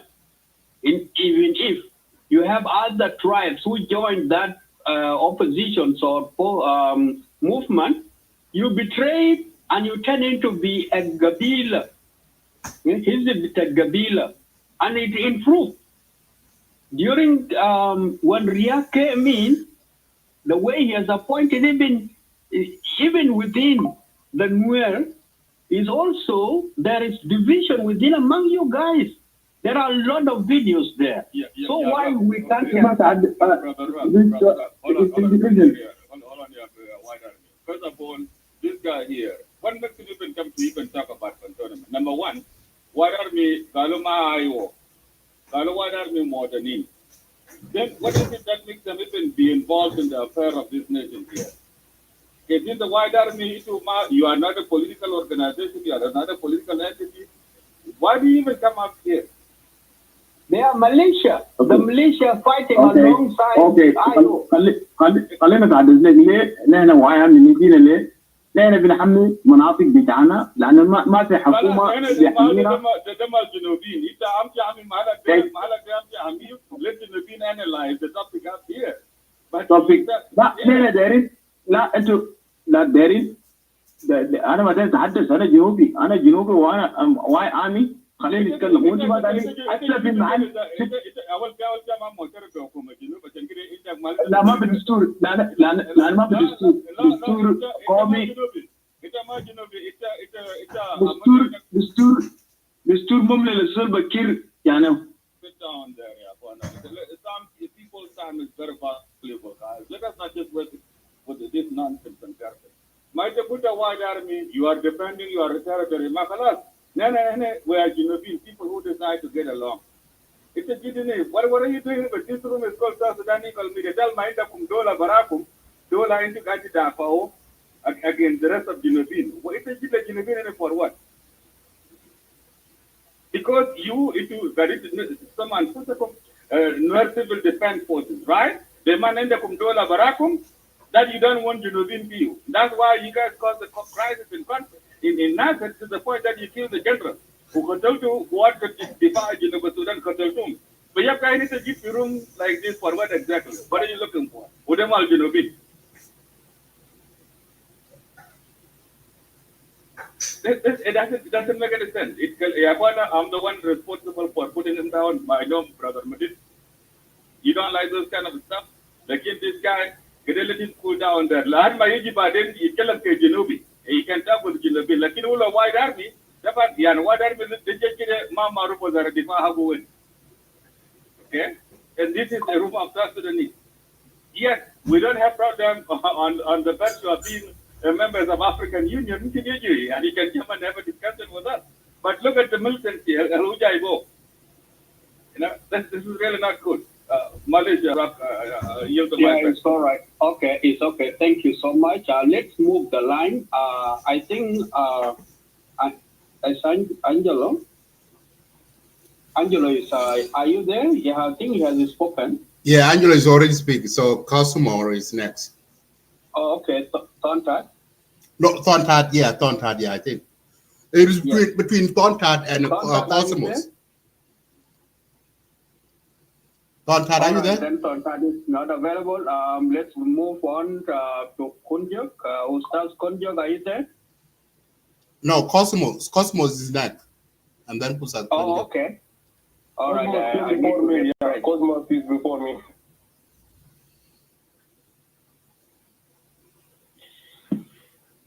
Oh, thank you, moderators, and thank you, Brother Matik Majak, for opening the show. I read elsewhere this morning about the document that was produced out of the meeting. I think the AU and IGAD are coming to their senses that South Sudan is a country, it's an independent country. It has its laws and goals that go against the laws of the country should be held to account just as much as they would in any other country. There was no reason for the earlier, push to Riek Machar to be released without any conditions whatsoever. And I think it was a good thing on behalf of the government to make sure that the process of justice, especially for what happened in Nasser, deserves some attention. And so it is good on their part, the AU and the IGAD leadership, to at least discourse with South Sudan without those that were directly involved in the process of the terrorist attack that happened in Nasser. So, yeah, thank you for opening that discussion. Also, I think we should remind ourselves that when we compare things, they better be of equal value. For example, the Democratic Party in the United States has been around for more than 100 years. It is legally and politically recognized, registered institution that engages in the education of the Americans who become members of that party in terms of leadership and so on. So when we want to compare that party with any party in South Sudan, whatever, they must be also recognized and registered, institutions. We do know how the SPLA IO or SPLM IO was founded back in 2015. It was out of violence, political violence, and that party was not registered. It is not legally recognized. It is not politically instituted in the country to operate on the ground in terms of the policies, of the country, in as much as also the governance philosophy of that organization. We still do not know. And so let's remember that if the IO wants to be an institutionally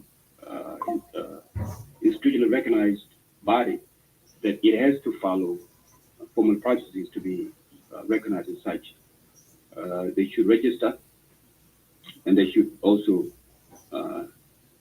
open their platform for all South Sudanese to look into their governance philosophy as well as their policies, so that they become politically marketable by everyone. They should not rely on violence as the means by which they try to make themselves relevant. And also, not being registered also makes it difficult for any sort of responsibility to be laid on the shoulders of those who support this idea, called the IO. I call it the idea because it's not instituted. So I think we are educated enough. We deserve to be treated equally with those who are educated in other parts of the world as South Sudanese, and we should not fall for substantively feral ideas such as the IO. Let's try to measure ourselves as if we are equal to any other country. For those who are members of the SPLIO, please register the organization, make it political, give it political ideology in terms of governance, give it policies, so that when we speak about it, we're speaking about a party that is recognized within the law to our country. So I just wanted to put that out there. Also, we should not forget that we have a constitution as a people. And so when we read all the divisions within the agreement, revitalized peace agreement, which has been around for almost 7 years now, let us remember we have the actual constitution of the country that governs the laws of our country. The agreement itself is not a law, not a product of our laws. So let's also remember that. And finally, the purpose of the agreement is in the preamble of the agreement itself. And the purpose is to make sure that it is a tool for peace, for securing peace in the country. That since Riek Machar returned to the country, the outcome of his return should have been... I am here now, Malik, after this guy. That the product of his return should have been immediately cessation of hostilities and establishment of peace throughout the country. And for our people to be educated, especially those that have taken arms, to be educated on the purpose of the agreement. The agreement was not supposed to be a tool for, pursuing employment and perpetual employment. That was not the case. If that was the case, since the SPLIO is not a party, all of us should come together. For example, South Sudan Eagles Media would just come to together with people that support it and form an agreement in terms of employment with the government, so that we have representatives in the government, because that is literally what the SPLIO is. It has become an institution for the pursuit of employment. But Yobism was not the purpose. The purpose was peace. What has happened in Nasser and across the country is a clear demonstration that that purpose has not been utilized, has not come to realization, meaning the agreement has fell and has collapsed under its own weight. This is a very important piece of information that should be recognized, especially by those that support the IO. That is where the problem is. So the problem is not reassessment of the employment strategy, which is the part of the agreement, but the actual purpose of the agreement. And it was not the government that did that. But also remember, the IO, especially those that have been ministers and so on and so on, have been part of the governance for the last 7 years in our country. They've been part of the government. So when we talk about the government and who is not the government, let's know that the government for the last 7 years has been a constitution of those that call themselves the IO and those that call themselves the mainstream government. But the failure of the peace agreement was done by those that call themselves the IO. That's where the responsibility has to begin. Because if you don't recognize that, we will not know who actually made the agreement. Not to succeed in terms of other people's views. In my view, it has lived for so long than it should have. And my second view is that it has failed its purpose to make sure there's peace across the country. So let's calm down on the part of the jobs that are being lost and so on and so on. That's normal. Let's get back to the constitution. Let's go back to the constitutional governance, but not the peace governance that our brothers are trying to put. So I'm quite happy for what has happened with the AU, IGAD, and also the tribal countries to recognize that this country has its laws. It has its government. The government has responsibility to make sure the laws are respected and are executed if there is a violation. Thank you, guys. Yeah, Madida, I am now ready. May I ask you if you are okay? Would it be possible to contact? I was not okay. Yeah, thank you. I appreciate you guys. Anyway, time me up in case if I bypass the time that is given. Contact your back to the Jolly Namada, yeah, and I can come and back jam.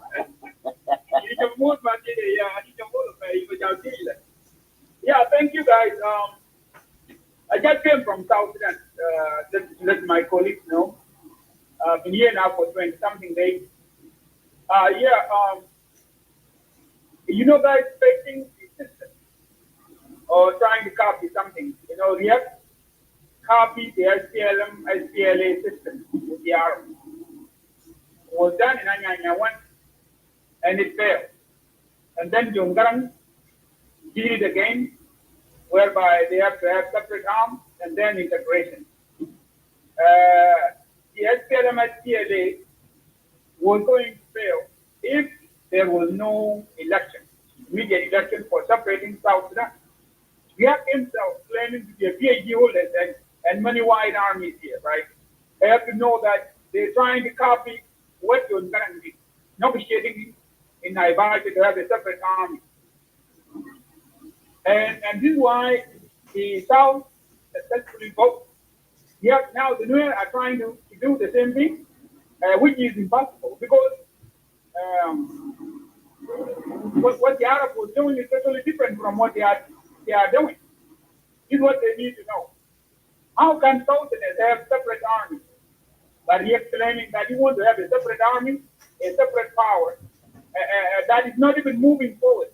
Okay, the hidden agenda here is that Nuer are not telling people that are they going to vote? In absence, there is a vote that would allow Nuer to choose if they should have the country, or they will join, or they will not vote.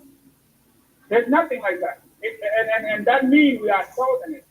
If there's anything wrong and we're trying to change the government, why would they try to informing their own army secretly and trying to negotiate using the SPLM SPLA system, whereby we were separate Southerners trying to separate from ours?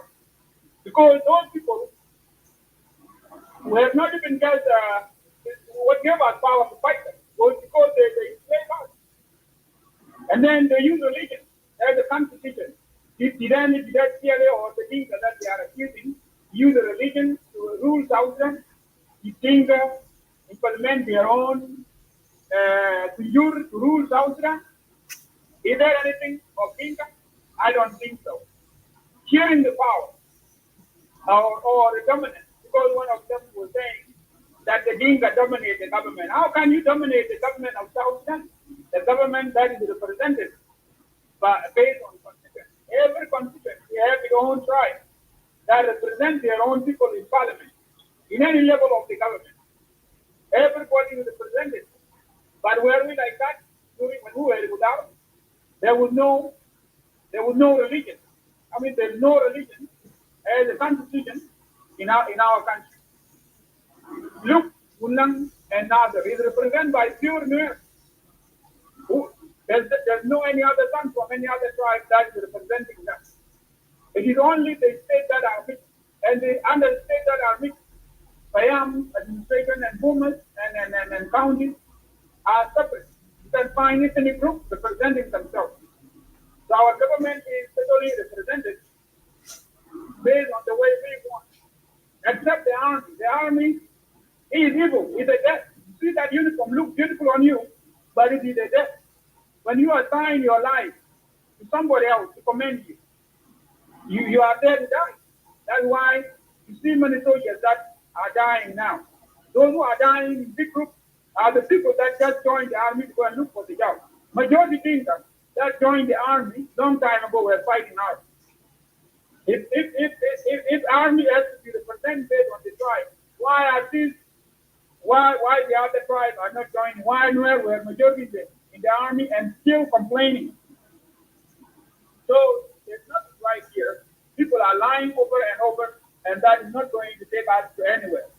When my comrade here, one dropped that guy, the name itself, the name White Army, cannot qualify him to come and then debate or analyze things with us. He has to be ashamed himself because the name White Army is first. If let's say this was a court, would he go there? He's guilty of it because of White Army. The logo and the symbol and the name on it. Coming to negotiate in the room that combines Southerners without even, he was not coming to fight, and he claimed that I'm not afraid. He was coming to squeeze his point in so that we can hear it. When he was coming here, he was talking about peace. He's supposed to know that the White Army is not the solution here. Because in this room, we are not fighting. So people should know all of this, and then plus my brother here, Rajab.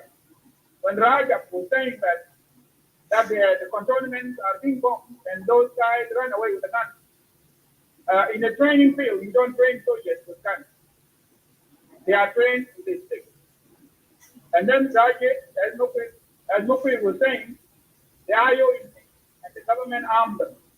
There was no anybody else in the cantonment. The cantonment were done. All the unified force was trained, and the government armed them. You have seen the new uniform. But when the arms reached to the levels of the army, where they have went and mobilized a young man called Thor Gile in the unified force, came to Juba, gave him a mission to go and capture Nazar. Because he himself did not want, a disarmament of all these white arms, all of these Nuer that are getting guns, right? He secretly talked to that young man and told him to go and capture Nazar, and then he wanted to leave to go there and take his forces in Nazar as the headquarters, and then continue his war, because he was not satisfied or whatever, nobody know what he did. That's why Torquile went there and massacred our soldiers there and killed a general. Okay, the UN was fight. And then finally, the UN member, plus general and other soldiers were killed in front of UN. One pilot was wounded. An helicopter flew with blood to Juba. The worldwide have seen it. That's why the Americans first wrote it that the White Army are terrorists. The South Sudan one, they have to call in for help so that US can go there and combat them. But I think that my SDF is not weak to call in for another country to come and help with those terrorists. This is what they need to know. The East Africa or OAU is aware that Kiev is the one who said that war in Nazar. He was the one, because majority of them were recorded. You think that South Sudan is not a country? It is a country whereby they can use the cell phone there, the Facebook, the WhatsApp. They are there doing business with the respect of law, that they can turn in any record that you have. And South Sudan must know this, right? Labor countries where all these electronic communication systems are operating, they have to cooperate with the government. Otherwise, they get kicked out. When I was in Juba, the network from South Africa called Wi-Fi was in Juba. They wrote a message, very small message, and that when and the country identified it, they were kicked out. Or when we kicked them out, there were the South African white people that were doing business with their Wi-Fi. You know, so South Sudan is not a country that is living.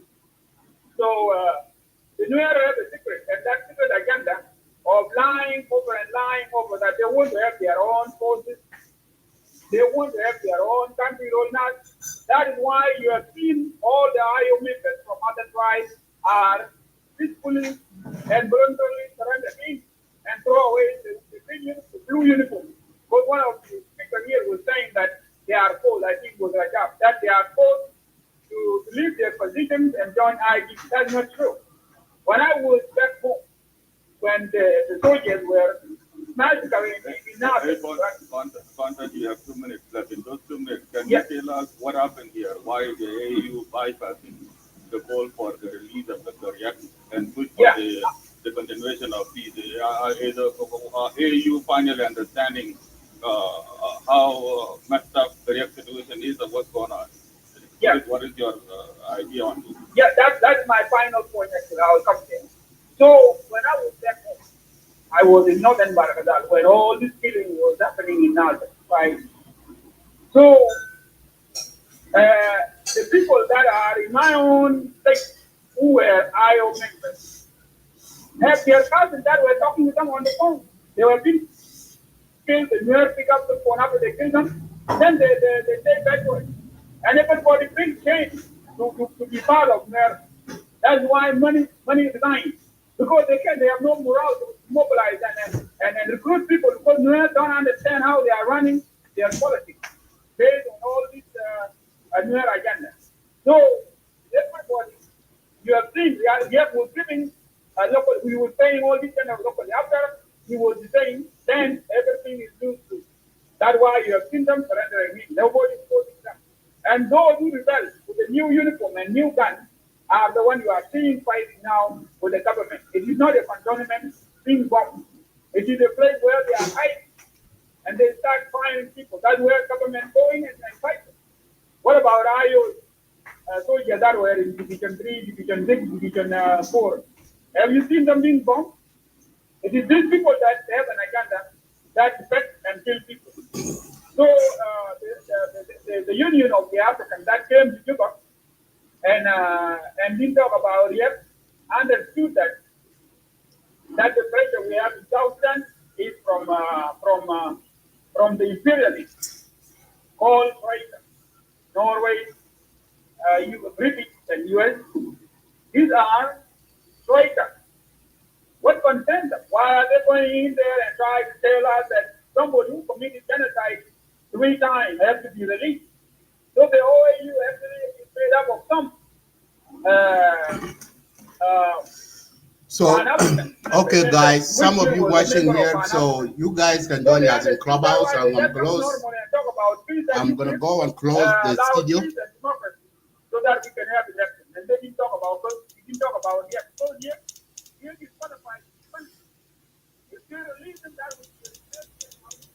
So I'm going to close the studio. And some of you can, if you want to log to listen more, debate in Clubhouse, you can join us there. So thank you for coming in. Before I go there, I'm going to play the video, the presidential degree last night. So, and then I will close down the room. Officials in Upper Nile State government. Relief of officials.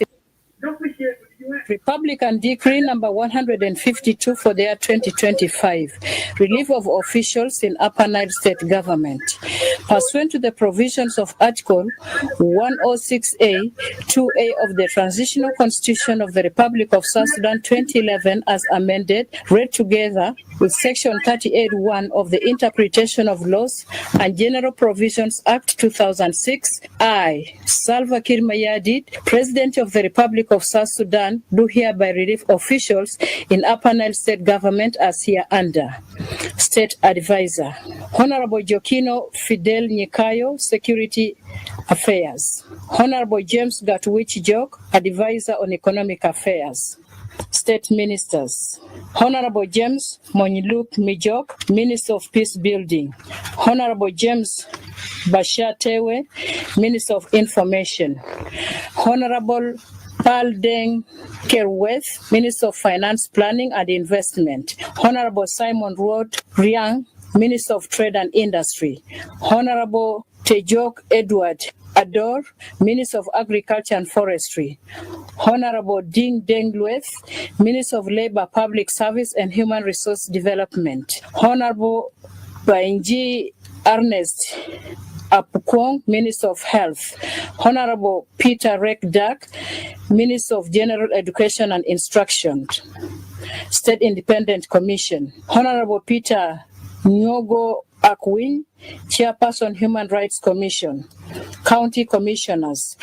Honorable Yanyo Chok Ajang, Commissioner Fashoda County. Honorable Geu Chol Yach, Commissioner Akoka County. Honorable Akoch Joel Achek, Commissioner Ren County. Honorable Chok Zain Arop, Commissioner Melut County. Honorable James Gatlak Leu, Commissioner Nasir County. Honorable Riek Gach Gatluak, Commissioner Ulang County.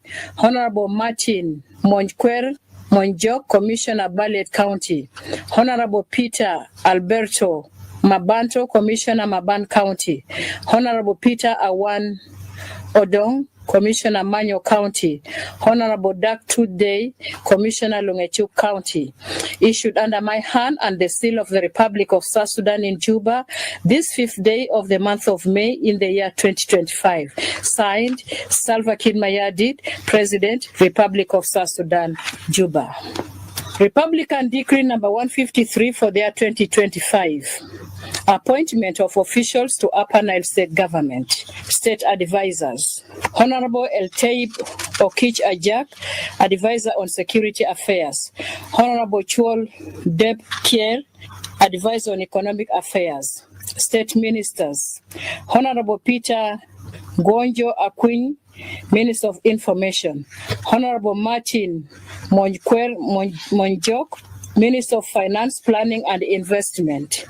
Honorable Simon Drop-Book, Minister of Trade and Industry.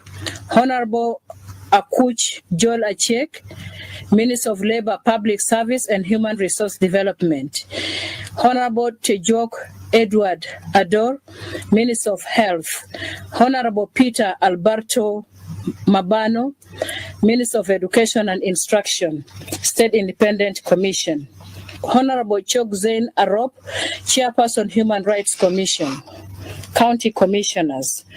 Honorable Onak Okech Lual, Commissioner Fashoda County. Honorable James Chol Ador, Commissioner Akoka County. Honorable Ding Deng Lueth, Commissioner Ren County. Honorable Manyol Akoch Aguer, Commissioner Melut County. Honorable James Gatwich Jok, Commissioner Nasir County. Honorable Justin Nyal Betong, Commissioner Ulang County. Honorable John Paul Kuma, Commissioner Maban County. Honorable Zakaria Luany Amun, Commissioner Manyo County. Honorable Tulith Kong Diu, Commissioner Longechuk County. Honorable Joseph Deng Angau, Commissioner Ballet County. Issued under my hand and seal of the Republic of South Sudan in Juba, this 5th day of the month of May in the year 2025. Signed, Salva Kiir Mayardit, President, Republic of South Sudan, Juba.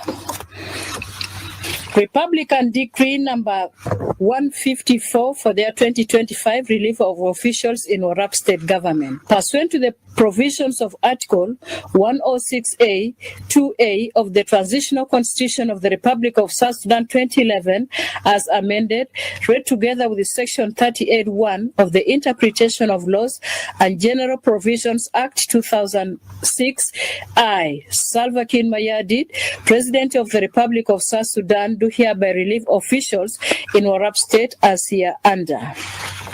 State Advisor. Honorable Peter Matemiak, Advisor Peace and Security, SPLM Party. State Ministers. Honorable Agem Akot Madut, Minister of Cabinet Affairs, SPLM. Honorable Michael Koro Machar, Minister of Youth, Sports and Culture, SPLM. Honorable James Ayek Bath, Minister of Information, SPLM. Honorable Mamer Bath Mabiok, Minister of Labor, Public Service and Human Resource Development, SPLM. State Independent Commissions. Honorable Malau Madut Malau, Chairperson, Relief and Rehabilitation Commission, SPLM. Honorable Bona Mawan Yap, Member, Relief and Rehabilitation Commission, SPLM. Honorable Jan Row Riak, Deputy Chairperson, Anti-Corruption Commission, SPLM. Honorable Tokier Chiliu, Chairperson, Peace and Conflict Resolution Commission, SPLM. County Commissioners. Honorable Makur Dual Ajok, Commissioner Tonj East County SPLM. Honorable Ring Deng Ading, Commissioner Tonj South County SPLM. Issued under my hand and seal of the Republic of South Sudan in Juba, this 5th day of the month of May in the year 2025. Signed, Salva Kiir Mayardit, President, Republic of South Sudan, Juba. Republican Decree number 155 for their 2025 appointment of officials to Arab State government. Pursuant to the provisions of Article 106A, 2A of the Transitional Constitution of the Republic of South Sudan, 2011 as amended, I, Salva Kiir Mayardit, President of the Republic of South Sudan, do hereby appoint officials to Arab State government as hereunder. State Advisor, Honorable Mayik Agoth Mayor, Advisor Peace and Security, SPLM. State Ministers, Honorable Dr. Achwil Malay Aliap, Minister of Cabinet Affairs, SPLM. Honorable John Garang Mabior Ater, Minister of Youth, Sports and Culture, SPLM. Honorable Paulino Mabeny Mayom Yod, Minister of Parliamentary Affairs, SPLM. Honorable Mamer Bath Matiok, Minister of Information, SPLM. Honorable Gabriel Machol Kur, Minister of Labor, Public Service and Human Resource Development, SPLM. State Independent Commissions. Honorable James Ajek Marob Ball, Chairperson Relief and Rehabilitation Commission, SPLM. Honorable Aluak Majok Bech, Member Relief and Rehabilitation Commission, SPLM. Honorable Malong Akota Tem, Deputy Chairperson, Anti-Corruption Commission, SPLM. Honorable Benjamin Anyar Mabior, Chairperson, Peace and Reconciliation Commission, SPLM. County Commissioners. Honorable Ngor Dol Mangong, Commissioner Tonj East County, SPLM. Honorable John Atiak Warwien, Commissioner Tonj South County, SPLM. Issued under my hand and seal of the Republic of South Sudan in Juba, this 5th day of the month of May in the year 2025. Signed, Salva Kiir Mayardit, President, Republic of South Sudan, Juba. Republican Decree number 156 for their 2025 revocation of appointment of 2 members of Parliament in Upper Nile State Legislative Assembly. Pursuant to the provisions of Article 106A, 2A of the Transitional Constitution of the Republic of South Sudan 2011 as amended, read together with Section 38(1) of the Interpretation of Laws and General Provisions Act 2006, I, Salva Kiir Mayardit, President of the Republic of South Sudan, do hereby revoke the appointment of 2 members of Parliament in Upper Nile State Legislative Assembly as hereunder. Right Honorable Jacob Dollar Road, Speaker. Honorable Hamza Lual Aware, Member. Issued under my hand and seal of the Republic of South Sudan in Juba, this 5th day of the month of May in the year 2025. Signed, Salva Kiir Mayardit, President, Republic of South Sudan, Juba. Republican Decree number 157 for their 2025 appointment of 3 members of Parliament to Upper Nile State Legislative Assembly.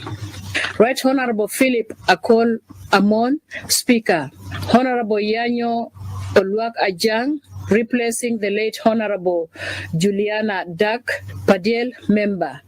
Honorable Andrew Mayom Deng, Member. Issued under my hand and seal of the Republic of South Sudan in Juba, this 5th day of the month of May in the year 2025. Signed, Salva Kiir Mayardit, President, Republic of South Sudan, Juba. Republican Decree number 159, relief of 2 county commissioners in Central Equatoria State. Pursuant to the provisions of Article 106A, 2A of the Transitional Constitution of the Republic of South Sudan 2011 as amended, read together with the Section 38(1) of the Interpretation of Laws and General Provisions Act 2006, I, Salva Kiir Mayardit, President of the Republic of South Sudan, do hereby relieve 2 county commissioners in Central Equatoria State Government as hereunder. Honorable David Lisi Christopher, Commissioner Kajokeji County. Honorable George Wani Elia, Commissioner Terekeka County. Issued under my hand and seal of the Republic of South Sudan in Juba, this 5th day of the month of May in the year 2025. Signed, Salva Kiir Mayardit, President, Republic of South Sudan, Juba. Republican Decree number 159 for their 2025 appointment of 2 county commissioners in Central Equatoria State. Honorable Yongule Athanasio Lojojo, Commissioner Kajokeji County. Honorable Dr. Emmanuel Lakula Du Lomu, Commissioner Terekeka County. Issued under my hand and seal of the Republic of South Sudan in Juba, this 5th day of the month of May in the year 2025. Signed, Salva Kiir Mayardit, President. There you have it, guys. Thank you for watching. That is the presidential decree yesterday. So thank you, guys. Have a wonderful night. And those of you who are in Australia, is morning time and morning time in Africa. Have a wonderful day, guys. Thank you for watching. See you next time.